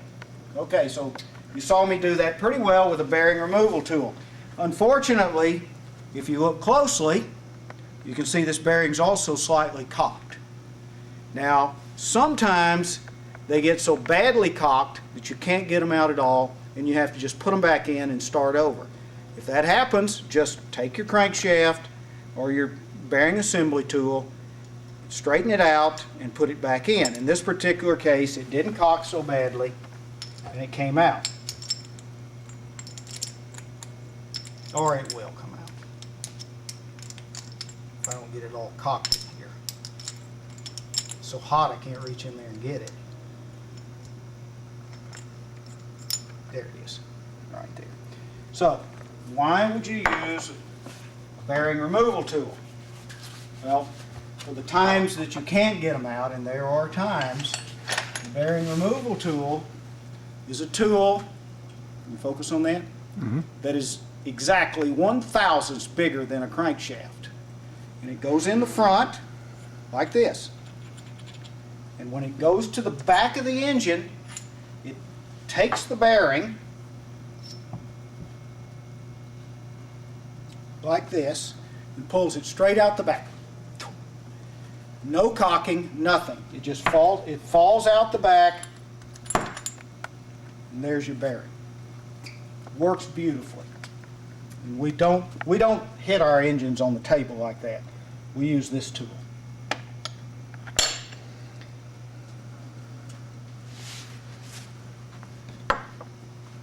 See how close I can focus with this wide angle lens. Okay, This is the new case again, and as I said, we're putting together a 50. First thing we do is we take the crankshaft. This is a brand new 50 crankshaft. It's already been cleaned, and we put the bearings in. So we slide the crank in. Notice I push it in with my fingers. This is the way crankshafts should be. There shouldn't be any pounding or pressing in. It should slide in nicely and be free. This is a very, very loose, free engine, and I'm doing the installation. Now, I just put the lock cone on the front, just pushed it on easily, and then Jetts, as you know, have the replaceable stud. You say, well, why do we do that? Some of the other engine manufacturers do not. In fact, most don't. Well, it requires that you have a much bigger front on your engine. And that's not convenient. It's more expensive. But we use essentially on a 50 size engine, we use a 90 size front bearing. And it allows us the room to put in a replaceable stud. Replaceable studs are great for two reasons. Number one, they're self-aligning. The propeller and the front end will align to the back bearing and the lock cone. Second thing is that in a crash, you're going to bend a part that cost a couple of dollars rather than a crankshaft that costs 60. It's just the best way to go.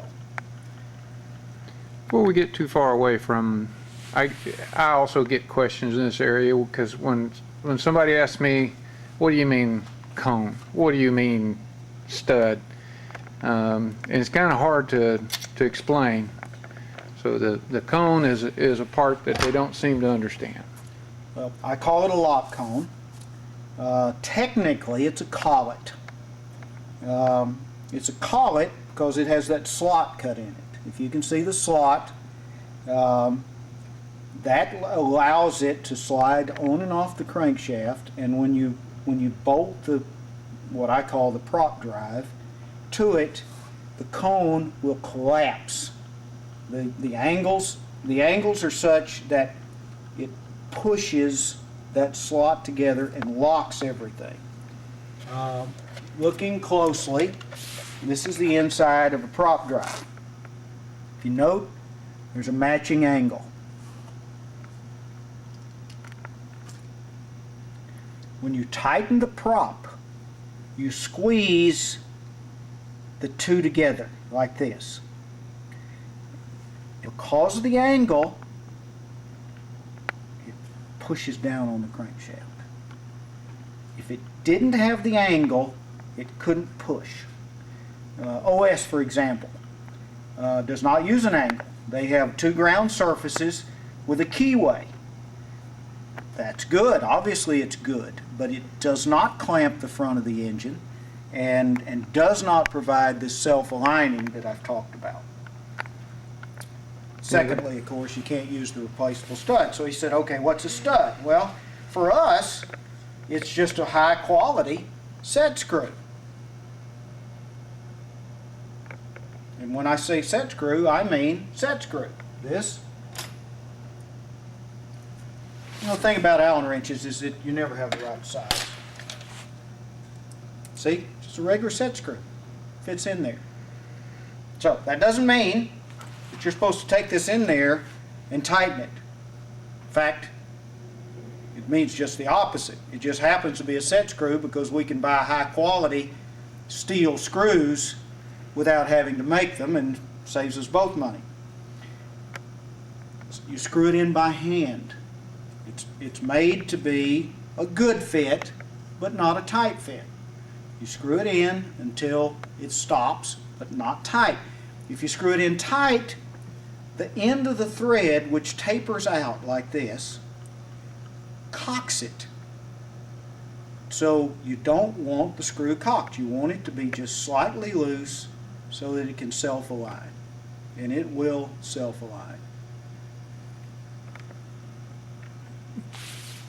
Okay, so now we've got this part. Sometimes it'll just slide right on there like that. It also falls off like that. It's what we call a non-locking taper. It goes on and off. Now, other than the fact that it falls off on the table, that's a good thing because you have no problem at all maintaining this. You do not need special pullers. It's very accurate, very true, and less expensive to maintain than other systems. And it being steel, it doesn't deform. Does like not the- form. Does not Yeah, form. so many other manufacturers use aluminum. I had a competitor's in here just a few days ago.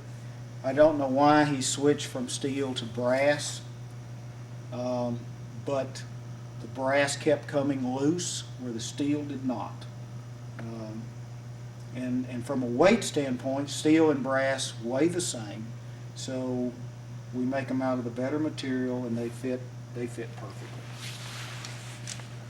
Okay, so now we got the front of the engine, and we use just an old broken prop when we assemble just so we can feel. All the engines are hand fitted, so I can't just put the engine together and say, oh, it's right. Nope, nope, I can't allow myself to do that. We have to feel of it. And so we put the front end on. You know it's loose. You know it has the proper end play. We're ready to install the carburetor. Now, my drawbars or pinch bars are a little different from other people's. They're a little bit bigger in diameter. Gives us a little more holding power. But they also have a little small O-ring right there. Now, it only helps a little, but when you seal everything around the carburetor, then you get much more consistent idle and mid-range performance than if you have those tiny little leaks. So the cost of putting an O-ring on there is very small compared to the benefit of making sure that you have no leaks in your carburetor system. Everything is made to fit tight, so this is not going to fall in. It's sort of what you might call a tap fit.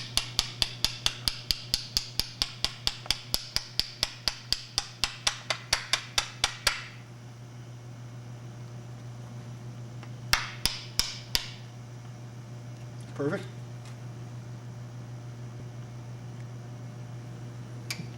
Carburetor has an O-ring on it. Some manufacturers don't put the slot there, but we do. We use a little bit bigger carburetor opening, so we have room for the O-ring to be in a slot rather than just installed on the outside. It makes a better seal. This is a much more consistent seal than if you just have an O-ring at the top. And feel the O-ring go in. Should not go in easy. Because we use a pinch bar, it also allows us alignment. We can just do anything we want. Everything's going to seal, everything's going to work. So in most cases you just align it 90 degrees. Install the nut.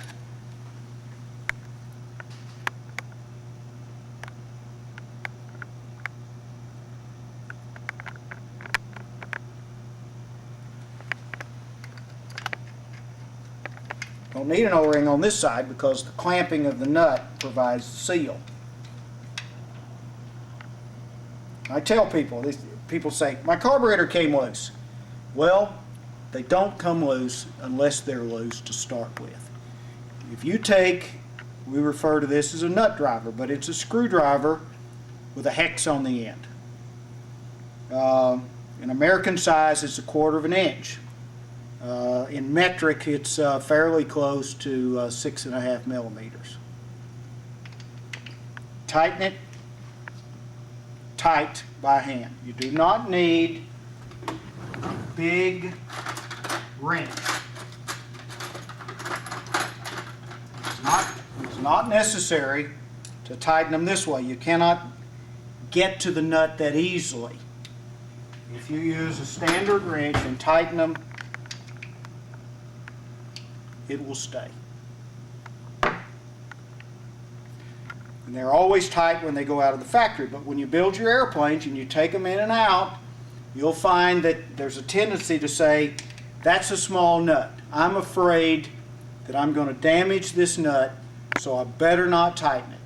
I'm sorry, the nuts are cheap, tighten them. Then you won't have any trouble. Okay, so we've got an engine. It's ready to go. You remember we fitted the piston and liner already. So we're going to install that. It's always easy to start with the rod not in the center, but down, away from the crankshaft. Now, I don't know if you can see this, Richard, but the rod has a chamfer or a relief right here. That goes toward the crankshaft. On the other side, there is no relief. Now, that brings something else. I get many questions from people. Why don't your rods have oil holes?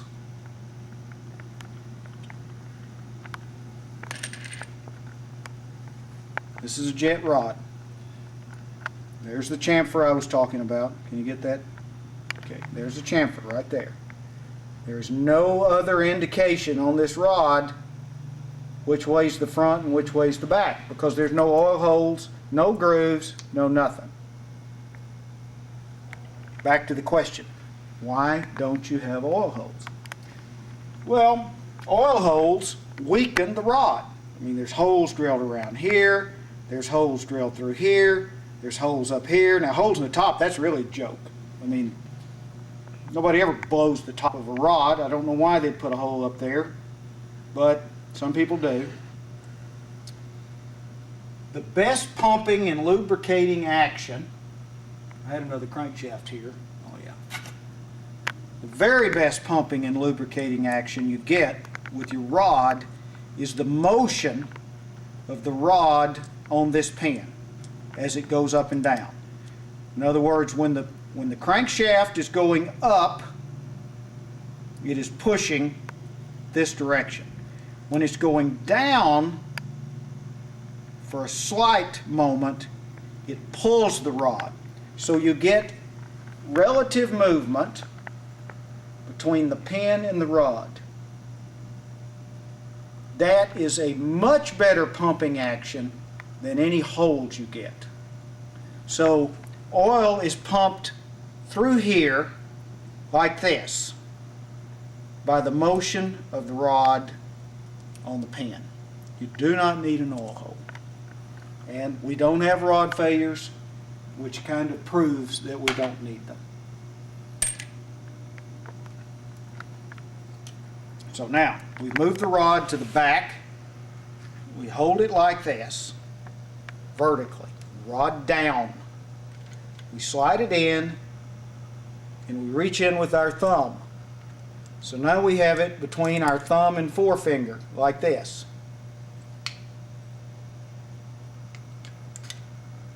Like this, very easy. And we just slide it on. Same thing happens when you're taking it off. Put it at the top, reach in, pull it back. It won't be so easy getting off, so put a prop on there if you're trying to take it off. And work it back and forth like this while you're pulling, and it'll come off. So install it like this, always at the top, and you take it off the same way but with a prop by working like this.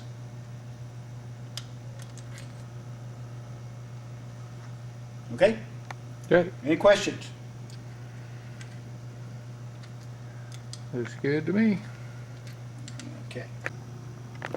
Okay. We've installed the piston now and we're ready to put the liner in. Well, this is not difficult. Put the liner down, you can feel it hit the top of the piston. It should slide in relatively easily. It should be a good fit, but but still slide in. So now you've got the piston and it's down there trying to get in. Well, generally, if you just put your finger down in there and move the prop back and forth, it'll find its home.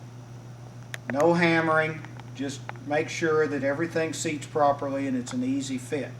Should not be difficult. If it is difficult, take it out, start over again. It will go. So now we're ready to put the head on. And you need, in order to get the head clearance set properly, you need to know what top dead center is. Well, I use a little different technique, but in this particular case, I'm going to show you what we call a conventional technique. Take the head, I don't even have any head shims on here. You put it on, take the head clamp, which are just the head fins of our two-piece head. In fact, it'd be a good time to show you this. I don't make heads in one piece, I make them in two, so that when they're installed, they look like a conventional head. Now, why do I do that? This part costs you less than half to replace than the total package. You don't ever need to replace this part unless you just want to clean it up and make it look nice. So you can replace this for half the cost and go right on. That's why I make them in two pieces. And you replace that part, why? You generally replace this part because you've installed your glow plug too often with too much torque, and you destroy these threads. That is virtually, in a sport engine, the only reason why you would need to replace your head. Now, in competition engines, you may want to replace the head because you have gotten either too much buildup here due to unburned castor oil, or you have run the engine too lean and it destroyed the surface finish. Anytime you pull off a head and it does not have a shiny finish, even if it's brown, if it doesn't have a shiny finish, then you've run the engine too hot and you've damaged these surfaces here. But again, in a regular sport engine, that's not the issue. The issue is the damaging of the threads of the glow plug from over tightening. Glow plugs do not have to be very tight. They don't leak and they generally don't come off in flight. You take a glow plug, this is the glow plug wrench I use, sort of a homemade deal, but take a glow plug wrench with a small leverage and just, that's it. That's all it takes.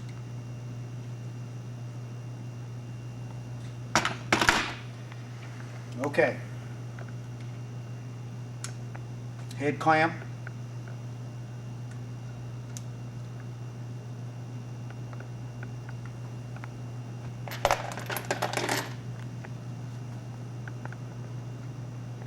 Had the wrong head. Had a racing head. It's a sport head. Fits on there. I use extra long 540s. And 540s are about the same as 3 millimeters. But I use extra long because the additional threads of an extra long bolt keep you from destroying these threads. We never, and I'll say never, strip the thread of a jet engine just because we use a little bit longer screw. Takes a tiny bit longer to tap it, tiny bit longer to put the threads in, just put the screws in, but it's well worth it. I put 2 screws in there and I turn the engine over. That gives me the first test. This one is perfect. It feels very tight, but that's exactly the way an engine needs to start its life. So we're going to put the screws in. We're going to torque them down.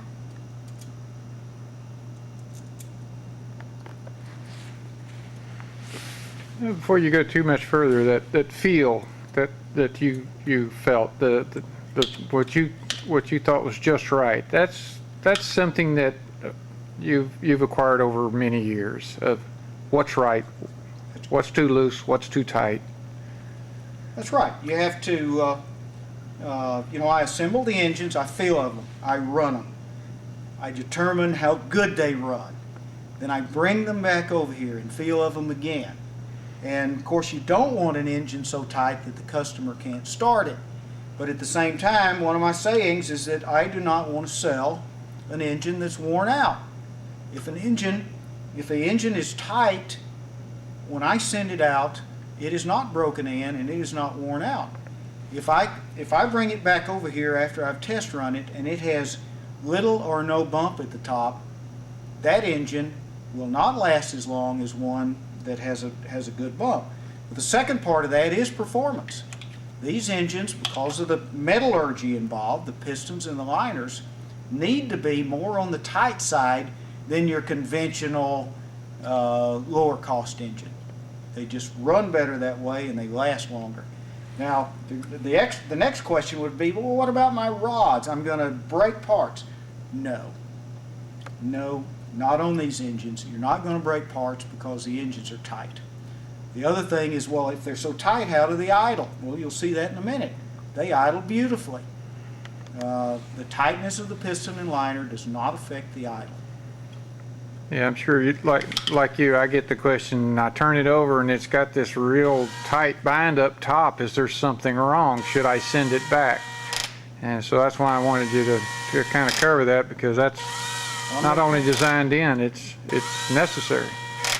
I'm going to cover that. I use, this is a high quality drill with a collet. It is set on a low setting. We run the screws in, and it's a good time to talk about that. The screws, now I'm only going to measure top dead center right now. I'm not actually torquing down the head. So after I measure top dead center, I'm going to take it all off, and then I'm going to show you exactly how to put the head on and get it right. But in this case, I'm going to put some oil on it, turn it over a few times, and then I'm going to put it at top dead center. Now you can feel, I get many calls about this. Oh my goodness, look, my rod is worn out. Mm-hmm. No, it's not. It's perfect. If you want to check your rod clearance, which you don't need to on a Jet, they don't wear. People think they do, but they don't. I'm going to show you. Rod move back a little. Okay, it is not at top dead center now. It is at about 45 degrees. Okay, now look at the play. There's probably not 5/1000ths of an inch or 2/10 of a millimeter. Virtually no play at all. So if you're looking for rod play, check it at 45 degrees, not at top dead center. See, look.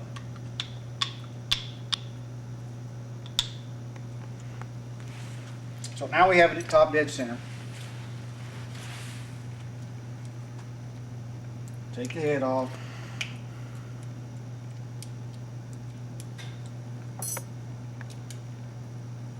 Good time to have a high-speed drill now.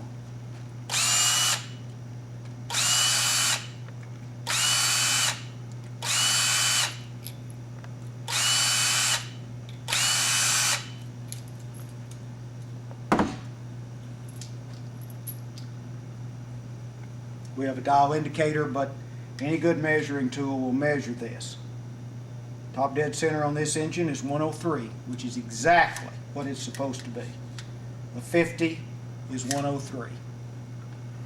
Of course, that's in inches. But the top dead center just can't be measured if you don't put the piston to top dead center with the head on And tight. and tight, Yeah. because it will just push the liner out with the. That's with correct. Now we use a different tactic, and that's used. That's in my website. It's in my crap trap. This is by far the most accurate way to measure top dead center. You put it at bottom dead center. For those of you who are analytically minded, this is the way to do it. You measure bottom dead center. Okay? You measure over the wristband, which is in the front or the back. Can't measure from right to left because the piston will cock a little. Always measure over the wristband. Okay, this one, bottom dead center, measures 886.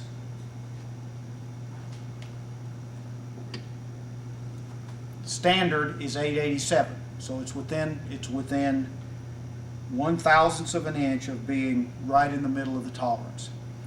You take that number and subtract the stroke. You subtract the stroke on a 50 is 886. Oh no, that's bottom dead center. That's just what I measured, 886. Stroke is 752. You subtract the 2, you get the 103. So that's the best way to do it, but you have to know what the stroke is. If you don't, then put the head on, clamp it down, and you're ready to go. So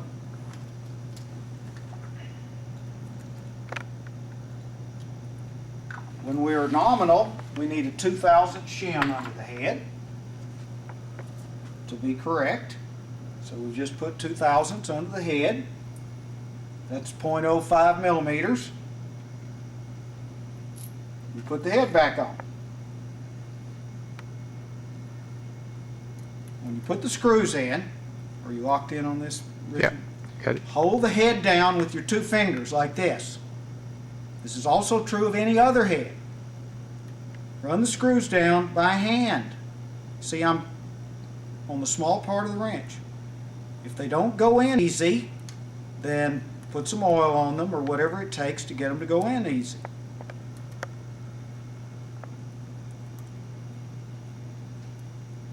Of course, as you guess, these are taking a little bit more, but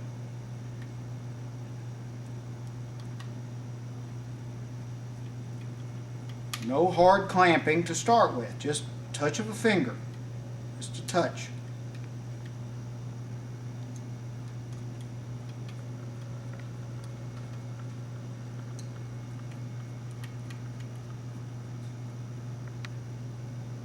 Now they're all down to the touch. That means that it's flat. You've got it right. So then you start torquing.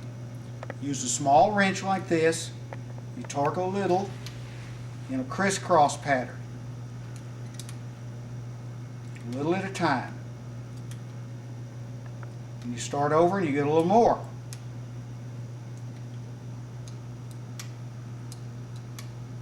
Okay, next time around I'll have it as tight as I can get with this small wrench. In most cases, if you do not run your engines hot, this is enough. If you get hotter or leaner, they will tend to come loose. So when we torque an engine for the customer, we take a T-wrench and we do the process again, getting it tighter. We use about 20 inch-pounds.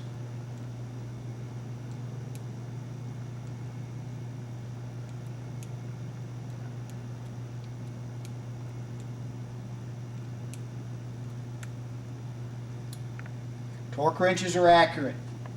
It's been proven that hands are generally a little more accurate.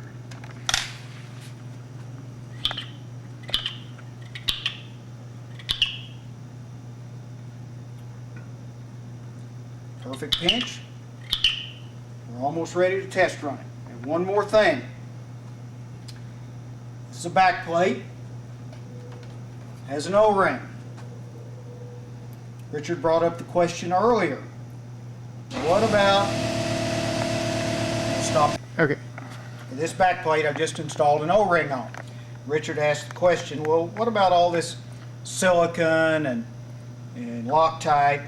Well, you just don't need it. I get engines in here for repair, and the backplate screws are screwed on with Loctite. You can't even get them out.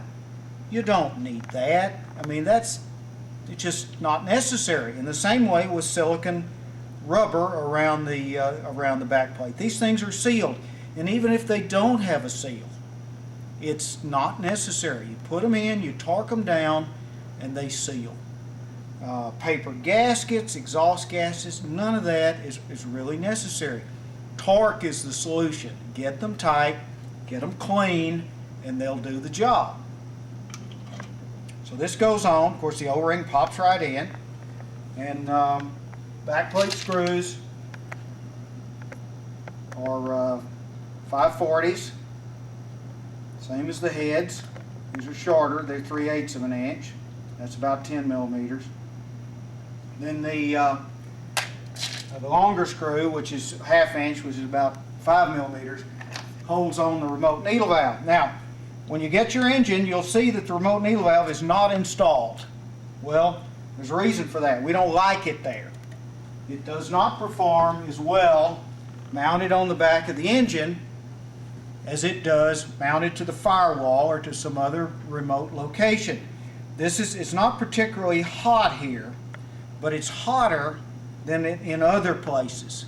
So people get air bubbles. OS have had the same problem, and they say these things are leaking. No, they're not. They're sealing perfectly. The fuel is coming in here, and a mixture of the vibration and the heat causes it to vaporize into tiny bubbles. So it comes into the carburetor, no problem. Gets into this assembly, gets heated up, and goes out with these little vaporized bubbles in there. And that causes difficulties in the low RPM range. It doesn't really cause any difficulties in the high RPM. So get it off there unless absolutely necessary. Oh, that was nice. That was cute. Yeah.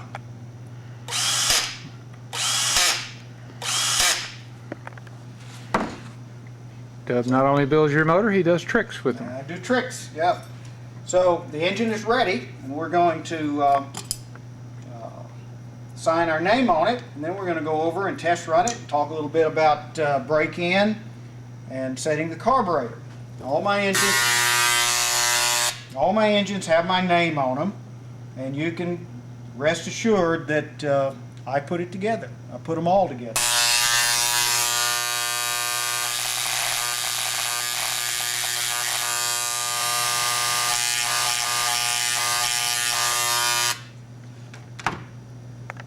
Ready to go.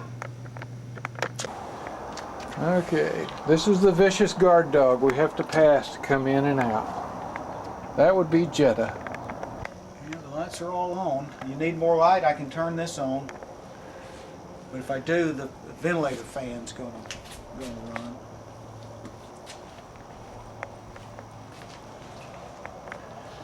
Yeah. We might.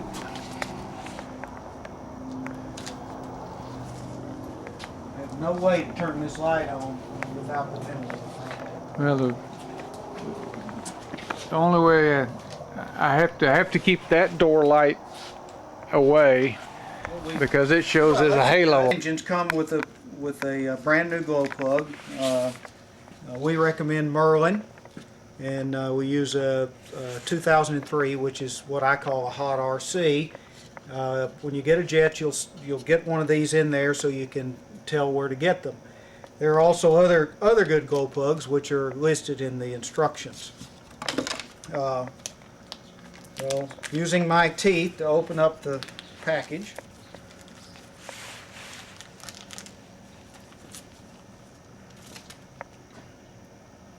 And back to that torquing of the glow plug.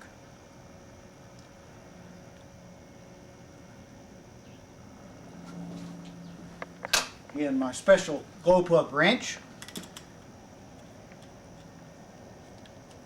Normally, when you first put a brand new glow plug in, you torque it more than once because the copper gasket needs to be seated. But that's it. Just very light torque. No, if you do that, you're going to ruin your head. And it's not going to help you, and it's not going to improve the seal. Now, with the remote needle valve, we have to hook up the connection. Now the engine is complete and ready to run. Now, this is a Jett test stand, and you will see in virtually everything I've written, get a test stand. Get a test stand. If you take a new engine, particularly a high performance engine that you're not familiar with, put it in your airplane where you took out your lower performing engine and it doesn't run right, you haven't proved anything. All you've proven is that this engine doesn't run in this airplane. If you have a good test stand and you test run it and break it in on the test stand, then you know that this engine is right. When you put it in your airplane and it doesn't run right, guess what? You have some kind of a fuel flow problem or a cooling problem if it has a cowl. Always use a test stand.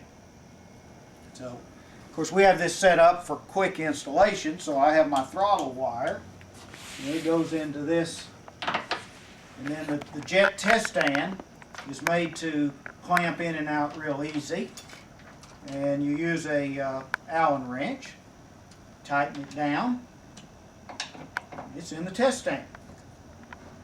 Now, this happens to be one of our test props for a racing engine. You can see that's not a very big prop, and it turns about 28,000. So we won't be using that one. We'll be using a standard APC 10.6. This is not necessarily the prop that I tell you to break it in. For break-in, we typically say that you would use the same prop, but less diameter or less pitch.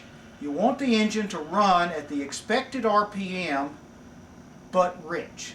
So if the expected RPM for a Jett 50 on a 10.6 prop is 17,000, then you would want to break in on a, say, a 9.6 or a 9.7, turning 17,000, but rich. The engine can run easy, it can run cool, but still achieve the RPM that gives you the break-in. Now, with an ABC engine, what is break-in? Well, it's not really the piston and liner. Pistons and liners they're honed to fit. You saw that. They're lapped, and they're perfect. They do not need any additional break-in. What needs breaking in is the lower end, the rod and the crankshaft. Those are the critical areas where you have to get the parts polished together and fitted to take the loads of a high-performance engine. You do that by getting the RPM with lots of oil and running them cool. 15, 20 minutes like that just makes all the difference in the world, and then you're ready to go. Even though the engine appears to be very tight, it is still broken in and ready to fly. You put it in your airplane, you've already checked it on the bench, you know it runs good, you put it in your airplane, runs identically to the way it did on the test bench, you know you're ready. You set the engine rich, and we'll talk a little bit about that later, and you put your first flights in rich. Then you're ready to start leaning in the needle valve slightly, a little bit at a time, until you get the performance you expect. Okay, so we put the prop on. I want to say one more time, running an engine is dangerous. You need to use safety glasses, and you need to stay away from the front of the engine. You'll see me in a minute. I'll start this engine, and before it even remotely gets to full throttle, I will be back here. And that's the way you should operate your engines, not from the front. Props can come off, and when they come off, they go this way. And if you're standing there, they can go through you. So be very careful. Never stand in front of your engine.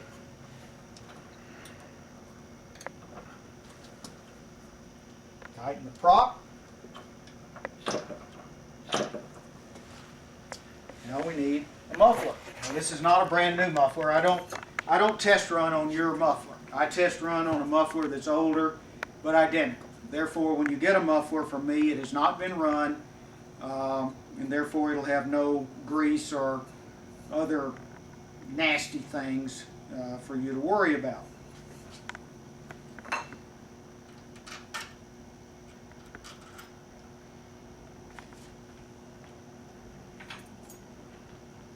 My muffler bolts are 632s. You can buy them, that'd be 632 in the small block, 832 in the larger engines. You can buy them in any American hardware store. You can get them up to 4 to 6 inches in length, and that's enough for your exhaust extensions or to replace any in an emergency. You can get them from me, but in a lot of cases you need something, you just go down there and buy it. It's not a problem, and you should always have extra muffler bolts. I use soft stainless steel muffler bolts so that if you crash, the bolts will break, not the engine. Do not go buy expensive Allen cap screws like these. These are the bolts that I use here on the test stand because they don't wear out. But if you buy them and crash, they will break your engine. They are stronger than the aluminum parts of your engine. Don't use them. Use cheap bolts. This fuel tank is just a 16-ounce Craft fuel tank. We call it Hayes now. And it's been here for 15 years. I occasionally have to replace the clump, but other than that, it lasts forever. Buy good fuel tanks. We recommend our own Bubble Jet tanks, and we recommend Hayes tanks. No leaks. Check them for leak. Check them for dirt, and make sure your clunk's installed properly, and you'll have a lot less trouble. There's a lot of information on the website about tank installation, but in general, if your tank touches anything in the airplane, you're in trouble. The only thing your tank should touch is foam, soft foam. Then when you get vibration, it does not get into the tank, into the fuel, and into your fuel line. It must be completely isolated. You think, well, I got to have an 8-ounce tank. I've got to have a 12-ounce tank. Well, no, because if you've got too big a tank in there and it's touching the side of the fuselage and creating foam, you're only getting 6 ounces of good fuel anyway. You're better off with a 6 or an 8-ounce tank, properly isolated with foam, and then you can use it almost all the way. Now my rule of thumb, even with a good tank, is that you run it no more than 2/3. You land before you're 1/3 full, and you'll have much less tank problems than if you're trying to run it at 0. Plus it won't die on you when you're trying to land with 0 fuel. But if you're getting air bubbles in your fuel line, you're in trouble. And those will hit you the second you go full throttle and start down the runway. Any questions, Richard? No, not at this point. Okay, then we're going to start to explain the setting procedure for the carburetor. We're going to explain it to you, and then we're going to run the engine, and I hopefully will then, after we kill the engine, I'll then describe what happened while I was running. And it's the most difficult part of running a model engine. I set all the carburetors for you, and if you move that carburetor more than about 1/8 of a turn one way or the other, and I'm talking about the mid-range and idle needle valve, then you've made a mistake and it has to be reset. One of the most common mistakes with carburetors, jet carburetors, is that when they're tight and when they're new, the customer thinks, well, I need to adjust it here, or I need to change the idle, and as soon as they change it, they've made a mistake. Do not change the carburetor more than that 8th turn that I've talked about. So if this idle needle valve is a mid-range needle valve like I've described, then you must set it in the mid-range. Any setting of carburetors, and again this is true of the OS's and the Tigers and the Thunder Tigers, if you attempt to set it at idle, you do not have enough fuel flow to determine how it's really set. The lag time is very long between you turning the screw and the effect it has on the engine. So you set them at an RPM that maybe is closer to 6,000 or 8,000, so that there's enough fuel flow going through there that you can actually hear and detect what you're doing with the setting procedure. I set them at about 6, 8, 10, 12. Same carburetor, same screw. But I go through and I set it in all those places, and I listen to make sure that it is set properly in all those places.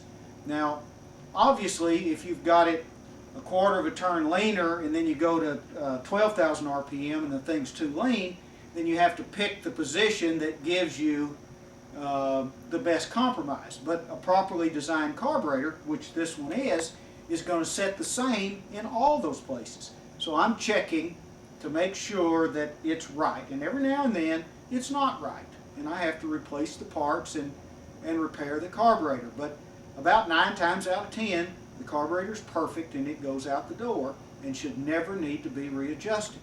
So what am I going to do? I'm going to start the engine and I'm going to run it full throttle. It's going to be rich, very rich. And I'm going to slowly bring the RPM up to somewhere around 15,000. Now it'll be very rich at 15,000, and you'll see me pinching the tubing and watching it zoom up somewhere in the range of 16,500 to 17,000. I don't run the engine extremely hard. I do pinch it up there and run it up there once or twice just to make sure that the peak horsepower is what it's supposed to be. So you'll see me doing that and measuring it with a tack, but only for a few seconds. Most of the time the engine's going to be down around 15,000 running on the rich side. Now, if you had an OS or a Thunder Tiger or one of the other engines, 14,500 is maximum. So if you're trying to learn from this video about your OS carburetor, lower all the RPMs a couple of thousand. But in this particular case, 15,000 is on the pipe and running solid. Then we'll go back and set the low end. The low end will be rich to start with, and the engine may even be so rich that it dies before I get the needle valve screwed in. We will vary at about 6,000 RPM. We will very, very slowly screw in the idle needle valve. Now, I have a special screwdriver that show up. Yeah. This screwdriver is longer than the propeller. So when I'm adjusting, I'm out of the range of the propeller. I have several trips to the hospital from just accidents, things that happen. Not from necessarily any mistakes, but things just happen. So you've got to be safe all the time. Don't stand in front of your engine. Don't use a sharp screwdriver. Don't stick your hand up there. Things can happen. So I'll have it at 6,000 RPM, and I will slowly screw it in. You'll hear the RPM increase, increase, increase, increase, and then all of a sudden the engine will stall. Now, at that point, I will back it up exactly a quarter of a turn from that spot where it stalled. Then I will open the throttle another 1,000 or 2 RPM. And I'll repeat the process to make sure that setting is the same place. Then I will open it again and check it. So I'll check it in about 3 different places, making sure that that setting is the same for all of those. Then I know my carburetor's right. Then I will go to about 14 or 15,000 and check it one more time to make sure that when it goes to the high-speed needle valve, it's not too lean right at that transfer point. One thing I failed to mention when I was talking about carburetors is that you have 2 needle valves. On the low end, the idle needle valve is in control. On the high end, the high speed is in control. But what about in the middle? Well, in the very, very middle, it basically hands off from the high speed to the low speed and from the low speed to the high speed. So there's always a spot in there where it's handing off from one needle valve to the other that can potentially be too lean. It just happens that way. So I always put the carburetor right in that spot where it's handing off from low speed to high speed and make sure that it's not too lean right there. It's just a matter of checking again to make sure the carburetor is right. If it's too lean right there and you have to make an adjustment of the high speed or the low speed, then the carburetor's bad. and it has to be replaced. So again, about 1 out of 20 or so, I have to make that correction, but you must check that spot. Okay, we're ready to crank it up? Before we ever start this engine, I need to address the subject of what happens when the engine is just too tight to start. If you buy an engine from me, or if you buy a new piston and liner, you can be sure that I've actually had the engine running, or if it's a new piston and liner, I've actually put it in an engine and turned it over to make sure that it's properly fitted. So if that's true, then why are some engines too tight to start? Well, two reasons. One is that you just may not have a real hot starter. I mean, these engines require torque, and we use starters that have two 7.2 car packs in them, so they have a little more torque than 12 volt, although the little starter motor, which I use all the way up to 120s, is a smaller motor but a little more voltage, so that gives you some power. But in general, this engine's never been turned over before, okay? But in general, you're not going to have any trouble. So why do you run into the problem? First thing is that if you get raw fuel in your engine, the raw fuel washes out the oil, and you end up with no lubricant. And you say, well, I got fuel in it. No, raw fuel is very bad, and it makes your engine tend to lock up. And there's nothing wrong with your engine. You think it's frozen. It gets frozen about right here. And you say, oh my goodness, it's locked up, I can't even turn it over. Well, there's nothing wrong with your engine, just turn it over. So that gets it from being locked up at the top. But you still have the raw fuel in it. Still a problem. So what do you do in a case like that? How do you start an engine that's just too tight to start? Well, first thing you do is you take the glow plug out. All right? And with the glow plug completely out, what you want to do is blow that raw fuel out of there. Well, sometimes you have so much raw fuel in there that it still won't turn over. Now that's bad when it's like that. So in that case, you put the engine at bottom dead center, and you put 3 or 4 or 5 drops of lubricating oil in there, not fuel, lubricating oil. And you turn it over, and normally if you get some oil in there, then it'll turn over nicely. So it is now ready to prepare. So how do you prepare one to start? Well, we've got the fuel hooked up, so we want to get the right mixture of fuel in there so we can start it. Well, this is easy. Priming an engine with a pressure pipe on it is much better done with your finger over the exhaust than with your finger over the venturi. So go ahead, you put the engine at full throttle, no glow plug, and put your finger here. I don't know if you could hear the change in turn, but when it became harder to turn, it spun and then it got harder. That was the raw fuel going in there. Now we've got that raw fuel in there that we didn't have, and you can hear that it's squeakier and tighter than it was. But because we turned it over and primed it, we also have the mixture right. The air and the fuel in there right now are perfect.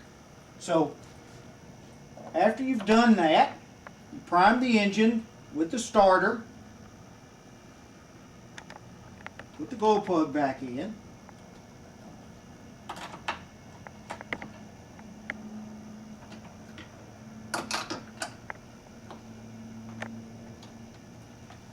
this is for my racing engines. We're going to switch to the other kind.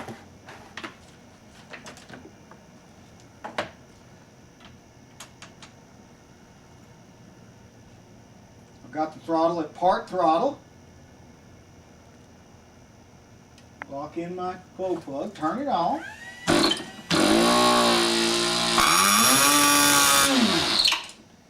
Okay, I just started it.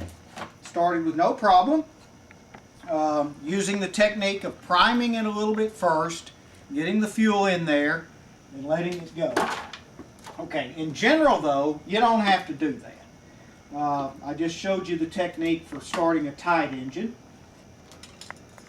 But now we're going to go through what I described before. We're going to set the carburetor in all those different positions. So I'm going to have to open the door, let some light in here. It's going to mess with the video for a little while. Then this light will come on, which is the light that's used for my optical tack. And when that light comes on, you should get a better picture. So Richard will move around and try to get a picture of what's going on.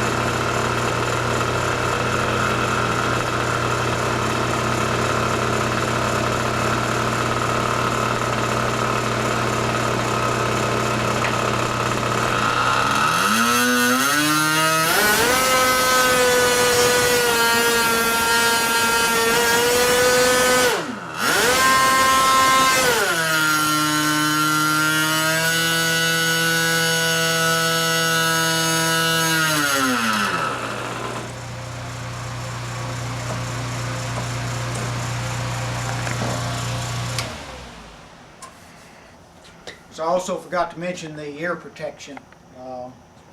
These engines are not overly quiet when they're turning 17,000 RPM. Okay, so what happened? What did you see? First of all, we started it pretty good. You also saw me hold my finger over the Venturi.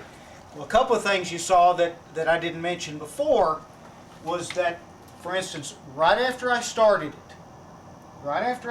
it, you saw me do this. What I was doing was slowing down the engine and allowing the pressure to build up in the tank. Now, this is not something that you have to do every time you start your engine. What I was doing was a brand new engine. Did not want it to be lean under any circumstances. So, as soon as it started, this is like choking it, as I said before. I bumped it a few times to make sure there was plenty of fuel going through the system and the engine was going to be rich. Had the engine not been rich and gone to maximum throttle setting, I would have put my finger over there and killed it. I would not have let that engine gone to maximum RPM the first time I started it. Okay, to be clear, you're putting your finger over the exhaust. Yeah, just like that. And when an engine first starts, it's not hot. I mean, it's not anything you want to do at full throttle after the engine's heated up. But it's not a problem for what I did, and that's why I did it. I just wanted to make sure that the pressure in the tank was built up and that the engine wasn't going to zoom up really lean the first time I started it. Okay, so I got it at full throttle. Needle valve was well open. It's about 5 or 6 turns open right then. It's running, at the time it went to full throttle, it was turning about 12,000 RPM. So I started screwing it in, and when it got to about 13,000 is when you saw me reach over and pinch it. I was just zooming the RPM up to see how the engine was running, and then I would turn it in another quarter of a turn and I'd pinch it again. So when I got the engine up to 15,000, I pinched it a couple of times just to make sure that it would zoom up to, but it never did make 17,000. It zoomed up a couple of times to 16.8, which is fine for a brand new engine. Then I let it go ahead and go down to 15 and stay there. I pull the throttle back to about 6,000 or 7,000 RPM. I don't put a tack on it. I just pull it back to something that's off of idle. And then it was too rich, as I predicted, and I started screwing in the idle needle valve, and the engine got faster and faster, and then it got to a point to where it started slowing down again. Well, I opened it up a quarter of a turn, but since it was slowing down, it was lean. So you may have seen me bump it again. Well, what I was doing, since it was lean after I leaned in the idle needle valve too far, I was just giving it a shot of fuel to get it back on the rich side. Then I opened up the needle valve, the carburetor a little more, picked up another 1,000 RPM, and I repeated the process. And as I said earlier, the engine stalled at exactly the same place. You can tell where it is by looking at the little slot here. I just look at it and say, oh yeah, that's 2 o'clock. That's where it stalled. Then I opened it up a quarter of a turn. Then I opened the throttle a little more, another 1,000 RPM, did it again. Then for the 4th time, I did it again, and every single one of those settings were in the same place. So I opened it up a quarter of a turn from that stall point. That was my setting. Went back to full throttle. Since I had screwed in the idle needle valve, it got a little closer to the spray bar. That made this side a little bit leaner than it had been before. So I opened that up a tiny bit to get it back to 15,000. And then, as I had mentioned a few minutes ago, I needed to put it into that transition spot.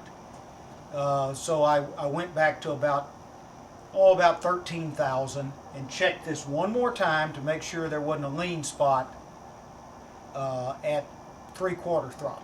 Just one little check to make sure that the entire range never had a lean spot in it. Of course, lean is deadly, and you don't want that. So I checked the carburetor essentially 4 times in the middle, plus that special spot, plus I checked it at idle, and I checked it at full throttle. Now down at idle, I was just checking the idle. It was idling at 1900 RPM. which is not bad for an engine that tight and that high performance. After I've got it at 1900, it stabilized. I reached over and I pinched the tubing one more time to make sure that the engine was not loading up. And I can tell by just pinching it, as soon as you pinch it, if it's loading up, it won't change. It'll just sit there and sit there and sit there and sit there. Then finally it'll start picking up RPM. That means it's loading up a little bit at idle. In this particular case, I put it at idle. I reached down and pinched it, and it almost immediately started speeding up, which means it's perfect. Perfect at idle, perfect in the middle, perfect on the top end. So this engine's ready to sell, but if we sold it already, it'll be going out the door. Yeah. Anything else you can think of, Richard? That pretty much covers it. Okay, well, we're going to take it off the test stand. The next thing we do is we go back over, we check all the bolts again, just to make sure I hadn't forgotten something. They don't get loose because I've test run it, but we just check them one more time. We add oil, after run oil, and clean the engine up and pack it and ship it to you. Well, we had a lot of interruptions during this session, but got the final weights, got the final sand out, and we need to go out on a mission of mercy this afternoon. We're going to deliver that cake to one of our friends who has a very sick mom and dad, elderly of course. Next thing we're going to do is test fit these headers and motors, and I really did enjoy that footage from Dub Jett. Is priceless. I always enjoy listening to people that are a lot smarter than me. Yeah, with all the parts final sanded with 320, we got a day or two of finalizing some fits. And by the way, Karen just yelled down at where we're going today. It's already snowing outside. We have quite a trip to do too. But boy, when I think of concept drawing, the time that's gone by, time has gone very fast. And the little incremental changes we've made, like to the canopy size, rudder shape, I think they're going to result in a plane that's really going to be even better than I envisioned it. Again, it's not real important since we're going to resand even if we did miss a spot, but I really was meticulous trying to catch every edge, every corner. I really paid the price on this. It took longer than I thought it would, but I think in the final analysis, and I always try to do this, I always try to think of, as an example, the time I spent to do that model, whatever, and I pretty much have them. Once I have it done, it stays pretty good forever. Now, it's just worth mentioning, I feel one of my, aside from the fact I have a lot of friends that I enjoy interacting with, I've been able to learn from a lot of smart people. Big Jim among them. Harold Price, who took me under his wing at a nice ripe early age. I've been able to learn from people that were willing to share. John DeTavio, among others, many more. But I've always thought that part of the payback I had to all these very smart, very giving people, George Aldrich, another one, John Brodak, another one, people that really have helped me enjoy the world of modeling. Ramo Bark has set the bar real high on our friendship, and I still have to get that video on this. I just think about that. But anyway, we're going to head out in the snow right now. Again, we have to deliver a cake to some ailing parents. And we wanted to see some pavers that these people already had done. And boy, the more I look at this, and I've been looking at it for a lot of hours, I'm really happy the way this is working out. This is really, really shaping up way better than my original vision, and my original vision wasn't totally terrible either. I think we really have got a look that's unique, different. The no cowling effect, and you can look at this from a lot of different angles, inverted, what it looks like from the straight on, how the side scoops worked out.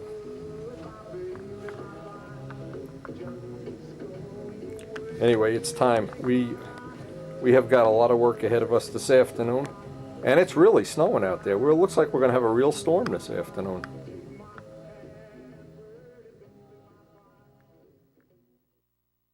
go Are there you in ready the to go snow. out in the snow and deliver that cake? Yes. Look at this. I love the look. What is that, like you squeeze orange juice on your head look or what?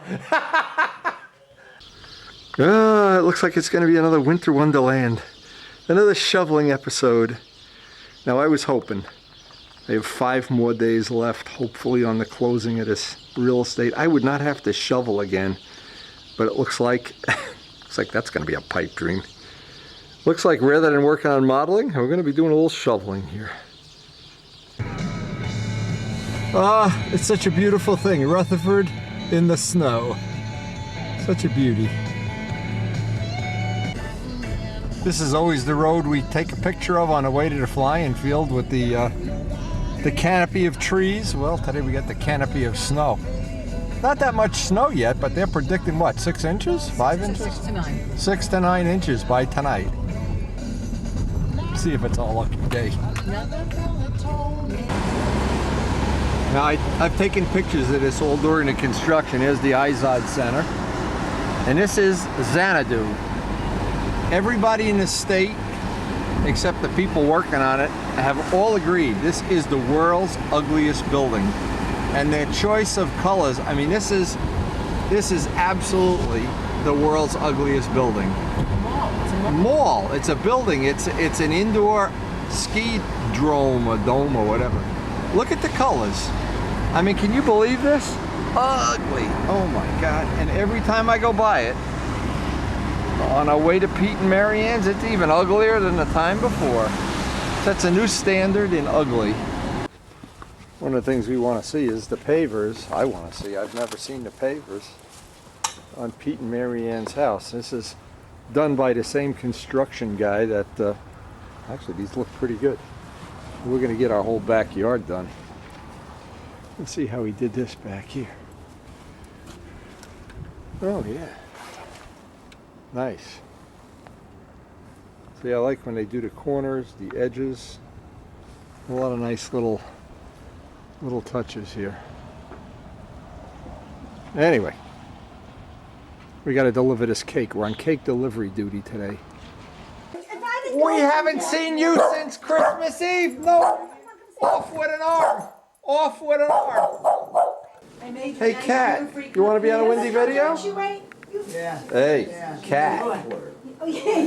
Kat, you're supposed to be friendlier. I made you See, I took credit for baking this cake. But you didn't bake The it. truth is, Karen really did make it this one.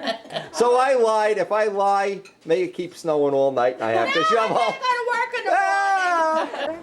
My daughter's husband family. This is the little pattern that they put in. Look how nice that is. Now, these are the people across the street from Pete. Like a Roman. Yeah, well, Because I'm from Italy. well, we hired these people already. They're from Rome too. Listen, I think Mexico, Rome. I shopped all of that. I know. Danish shore when my son Look was at very this. canal, you see This the is really house what. that Ooh, they got the lights in there and the- everything. The uncles, the Did they put cousins. these? Did they put these lights in too at Yes, yes. They put the Well, lights in. Extra, How much extra? extra was How much? this side, this going to the side there. How much? 1,400. Okay, Yeah. Yeah, the lights are nice. the lights are nice. Yeah, now one over there. So. You don't have lights, He didn't have and a you light. invited us to dinner He tonight. told me because you gotta come see Keep over there. shoveling. I put the oil boil now inside the garage. Oh, my God, I hey. don't know if you know. So anyway, so they coming close. We to the finally hole got now. to They see gotta our close paver the job hole in over there. under the snow. We made And I this want poor them to woman do the shovel the whole racing sidewalk the- for us. They do beautiful Oh my God! work. Yeah, they do Their nice work. Is guaranteed. That's what is nice about it because. Every night now when we come home, Karen just can't, we just can't drive down the road without stopping in front of the house and seeing her artistic porch. Soon to be joined by the pavers. Those two people that we took pictures of today, that's the reason we hired these people. Just by looking at the work they did on their house. Anyway, that's all coming in the next couple of months.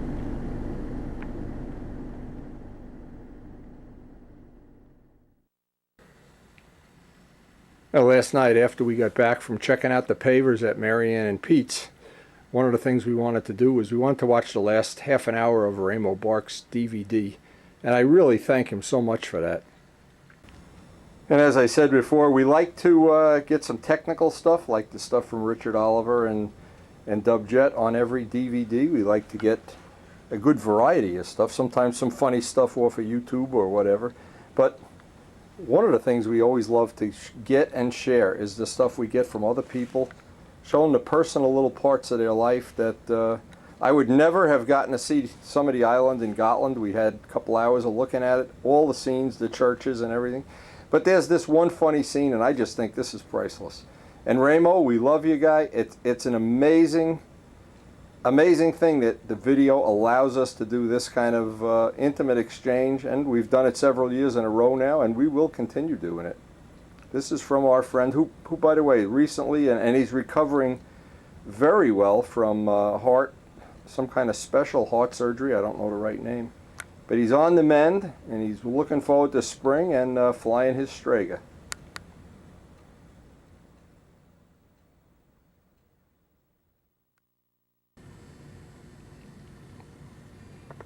And of course, we really enjoyed Ramo's family when we went to Brodax together. When he visited us, we went for a motorcycle ride with the kids. We had a great adventure. But this really gave us an insight into the life they have in Sweden, and I think it's a wonderful exchange. And of course, Ramo's son Jonathan, who was the King's Guard, he's back in private life now, having served his military service. But anyway, I want to just set the stage here. Ramo took a walk around. This is the island of Gotland, and one of the things he did, they vacationed there, and he was married there with his wife at the church.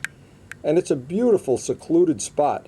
But he was walking around, and this is one of the outtakes that I think is just great. Peeps. Here they come. Look at them. Oh.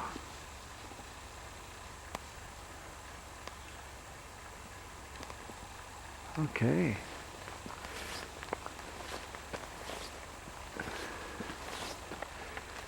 Hello. Hello.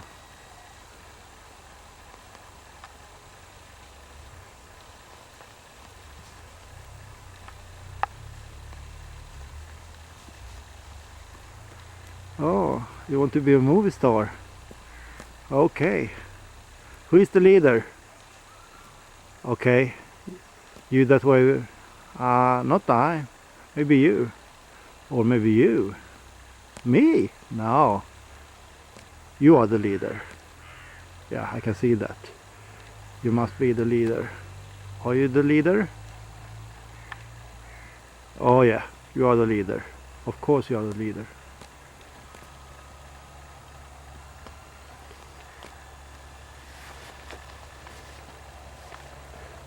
During summertime, all these fields, they are full of vegetables. Every kind of vegetables. Now, it's just one of the idiosyncrasies of what we do. There used to be other companies that made these headers. Now, it's my understanding that Dub makes them all. He's bought the companies that used to make them, and he makes them all.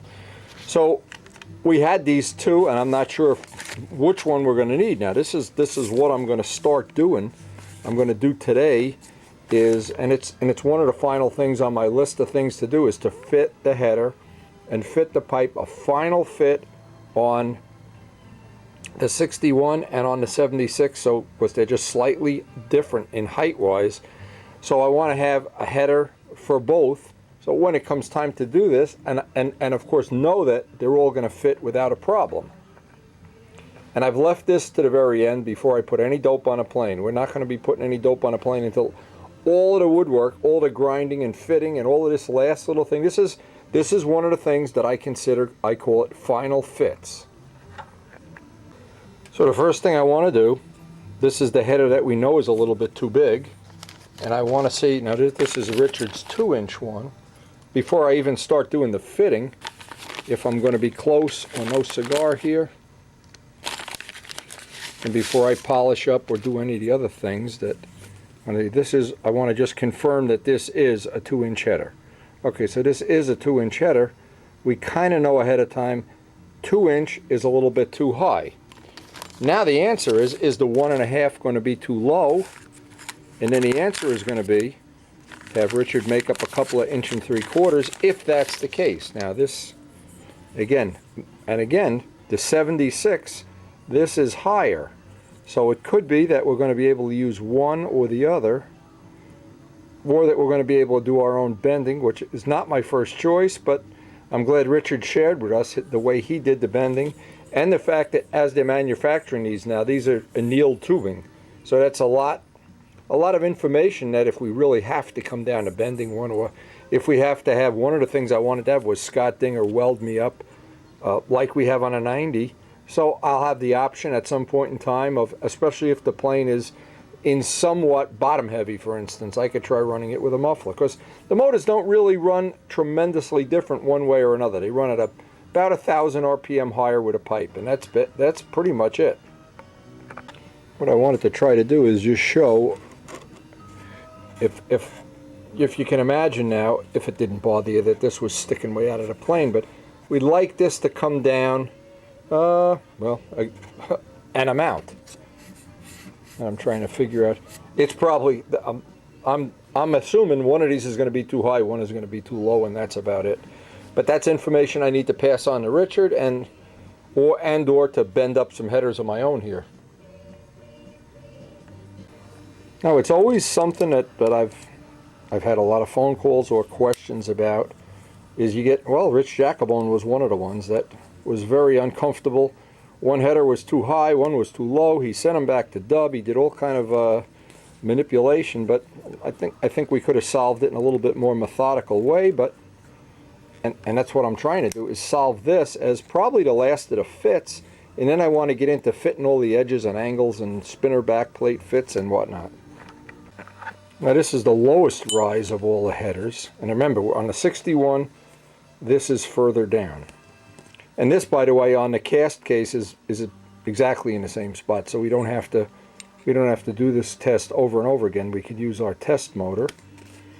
These two are both higher, but what this will give us, if we want to, well, it's not practical. It's easier to bend this end up. Then if I go to bend this, it's going to come out of the plane and go back down. So I'm kind of abandoning these headers, the 2" ones. I'm thinking already, let me just make sure these are exactly the same. I'm going to eyeball this stuff up. Yeah, these are exactly the same. These are 2". So in some applications, this may be something that you needed, wanted, whatever, but not for this plane. So for right now, we can just take these two and say, well, we know that's not going to be our first choice. So if now we can't do any final fits on this header, what we're going to have to do is go make us the little thing that Richard showed on the video, and this is what I always say about learning from smart people. Richard's certainly one of them. And we'll make us a wooden dowel that'll go in here. We have a lathe, of course, and then try to bend this and then measure exactly where we want to be. Now this one, of course, fits much nicer, just slightly sticking out here. And the downside is, not a downside, but we're going to be using a curved pipe. Otherwise, this would run right into, you would have an issue here, or the pipe would stick out in a way that would be unattractive. So now the part of this that we need to do is figure out if a straight pipe will fit, or how much of a bend we need. And of course, we can make any pipe shape we want. You know, if I were to make a totally straight pipe, that would be the downside right there, is that it would be hanging out in the back. So I think what this other thing that we're actually going to have to factor in here is we're going to have to make a pipe with some amount of curvature up in the front, and I don't know how much yet. But my first choice would be to use the header standard and make my own custom pipe, because I have that in-house ability. But I also want to try bending that header, and I think if I could bend that header up 1/4 inch, that'll give me an 1 3/4 header, as Richard defines them.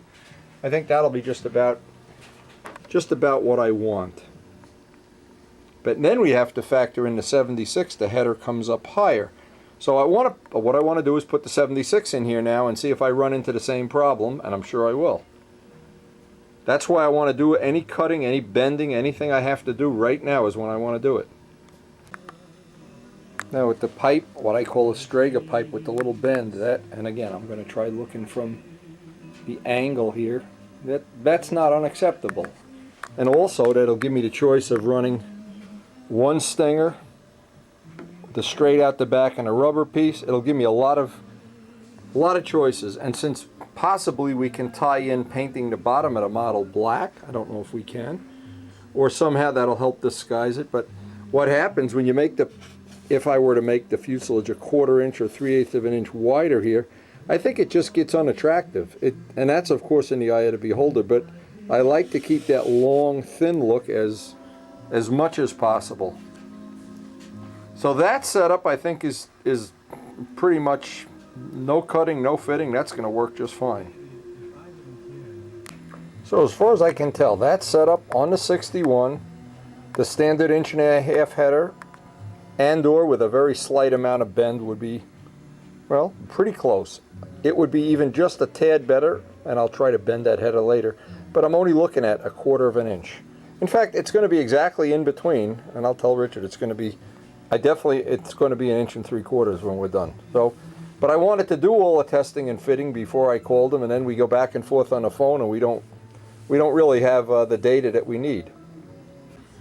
Now, because the 76 is just a tad higher, and what I wanted to have is that the pipe would stay parallel to the fuselage. It's just a cosmetic thing. I don't like it hanging down like. An example is I don't care for it when it looks like that. It's just an aesthetic thing. Again, putting any bend in a pipe, and just go look at a motorcycle exhaust system, it doesn't change the way it runs, but in this case it certainly changes the way it looks. And I'm going to be thinking about, in terms of the paint job, maybe coming up with some, that the very bottom of the fuselage gets painted black or something like that. And that's of course yet to come. So it works out that even after all this fitting with bent pipes and straight pipes and headers and higher and lower angles, I'm still, I think what's going to solve the whole problem is 2 3/4 inch headers if he's going to make them, and I'll get a minimum of 2 of course, so I have a spare. And that'll give me, between using the 2 different motors, it'll give me 2 different choices. Now in fitting up various pipes and setups, I noticed one thing I painted myself into a corner on. If you look down in here, getting at this bolt, relatively easy, but I would have to get in there. When I go in there even with a ball driver, and I don't want to be using a ball driver, see, it's not a good way to do it because of the fins on the 76. So what I have to do is I need to open this up just a little bit more around the bolt holes, and it's a small amount, but it'll take into account that little, I don't know what you would call it, that little area, and it'll just make getting the motor in and out. And of course I get very fussy about being able to do the maintenance without making myself a headache here. Now even a simple thing like that, it's something you can paint yourself into a corner if you don't. Now if we were only going to use the 61, the 61 is thinner because there's less fins on the head. This part is thinner, so the wrench drops down. On the 76, the wrench needs to come out because of the bigger finning area. So it looks like, and I'm going to just Dremel these 2 little areas out, because again, I want to be able to, one of the whole things about doing this no-cal nose construction, I wanted it to be that doing the maintenance would be relatively easy. Now I always thought what was very convenient about Miss Ashley was you just unbolted, I don't know, 4 bolts or 6 bolts, and same thing with Rich Jacobone's Strega, that whole bottom comes off. But I thought I could have all those features without having to take the bottom off. Guess we're going to find out one way or another.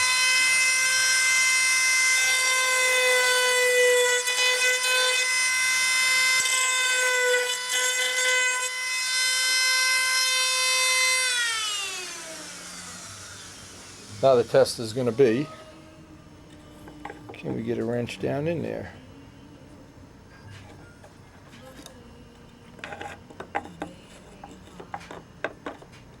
Actually, I'm good. I'm glad I'm doing this now because it needs to go just a little bit more, in fact. Now, before I put the final cosmetic edge on this, I want to, of course, put the actual bolts in the engine, make sure I have the angles I need to tighten these down, because there's really no other realistic way to get in there and take care of that. But I'll see if I can just make this a little more, I don't know, change the shape just a little more. It's not like this shape is something we're married to. I'm just getting all these, I don't want any rough edges in there, of course. This looks like what we needed to do. And this, boy, was this ever a little bullet. Just think about this for a second. I want to get rid of this. If I had not taken the time to do this, here's the problem. This would have already been painted or finished, and then we'd have an open wood area where right now we have something that's, well, it's a lot more in keeping what I had in mind for the easy maintenance part of this design.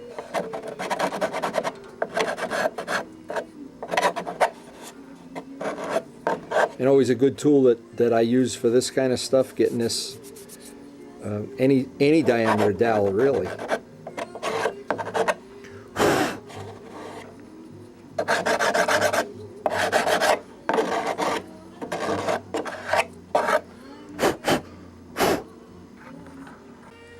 Now for the 61, these really aren't necessary. They'll make it more convenient, but they're not necessary. But for the 76, because of the different, it's the width of the cylinder that makes this cant out on an angle.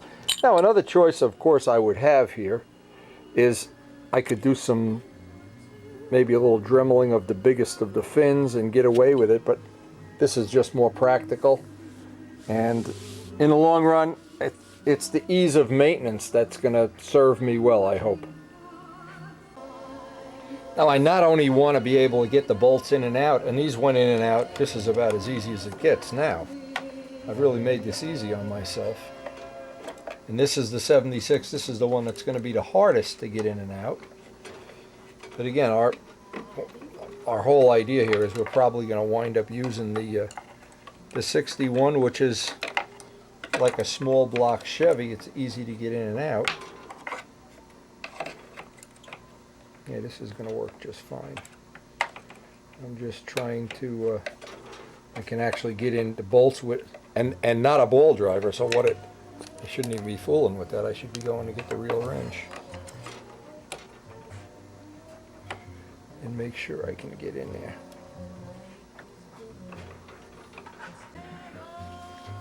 So that turns out to be one of the final fits that we needed to have. That's perfect now. This height is just about right for the 76, and we'll get the other headers before we do anything there. I could lower the pipe probably just a little bit. I could just modify this bulkhead a little bit, but I'm going to see when I get the final fit. I'm not going to touch this for now. I'm just going to let that be. So the next thing is I want to set the clearance on the nose. Now, luckily, it's on a road jet, it's real easy to set the clearance. If, for instance, one motor was a little different, you can pull, just as Dub said, and I'm glad he explained that. This cone comes right off, and what I do is I make, if I need to space this out a little bit, one of the choices I have on some of the planes I have, I just make a little aluminum washer that goes in between here, and it sets this out. And now in this case, I don't think I'm going to need that, but right now is the time I want to check all the fits. I want to check that the needle valve goes in, that I didn't create a problem where one motor it fits and one motor it doesn't, even though the motors are the same. I don't want to make it, I don't want to get too cute. Now this is even another thing. If you were anticipating, let's say you were building a plane, you're building a Nobler and you want to use a Fox 35, an OS Max, and a something else, and a Brodak motor. Well, it's good if you have all the motors, before you put any paint on, put each one of the motors in and get the bolts fit and grind things away and make yourself a little comfort zone, so that once you have paint on a plane, you don't want to have to go back. I would not want to have to grind these holes with the paint on a plane. That would have really been annoying. Now, while we have the engine bolted in with all of the bolts, and it's a good idea to always have all 4 of the bolts in before you do any of this type of clearancing, we're going to start clearancing up all of the parts. Now, I want to make sure I've got both of these, and these are exactly the same.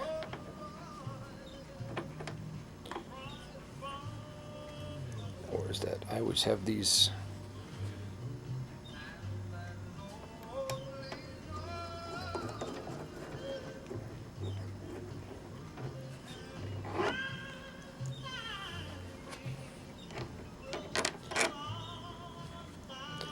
This is not the right nut. I gotta get the right nut for this. Now, what I want to do is with the final fit on the motor, I want to fit this exact, get the clearance around here exactly how I want it as one of the fits. I want to do the final fits around all of the bulkheads, and that's going to just, that in itself will be a little time consuming, but I think basically for today we've gotten all we can do here. And it's going to be, I don't know, it's a labor of love to get all these fits and finishes just about the way I want them. The needle valve hole looks like it was fine. Anyway, this was pretty productive, but I know the reality is I've got about 1 or 2 more sessions of just doing these final fits along the way.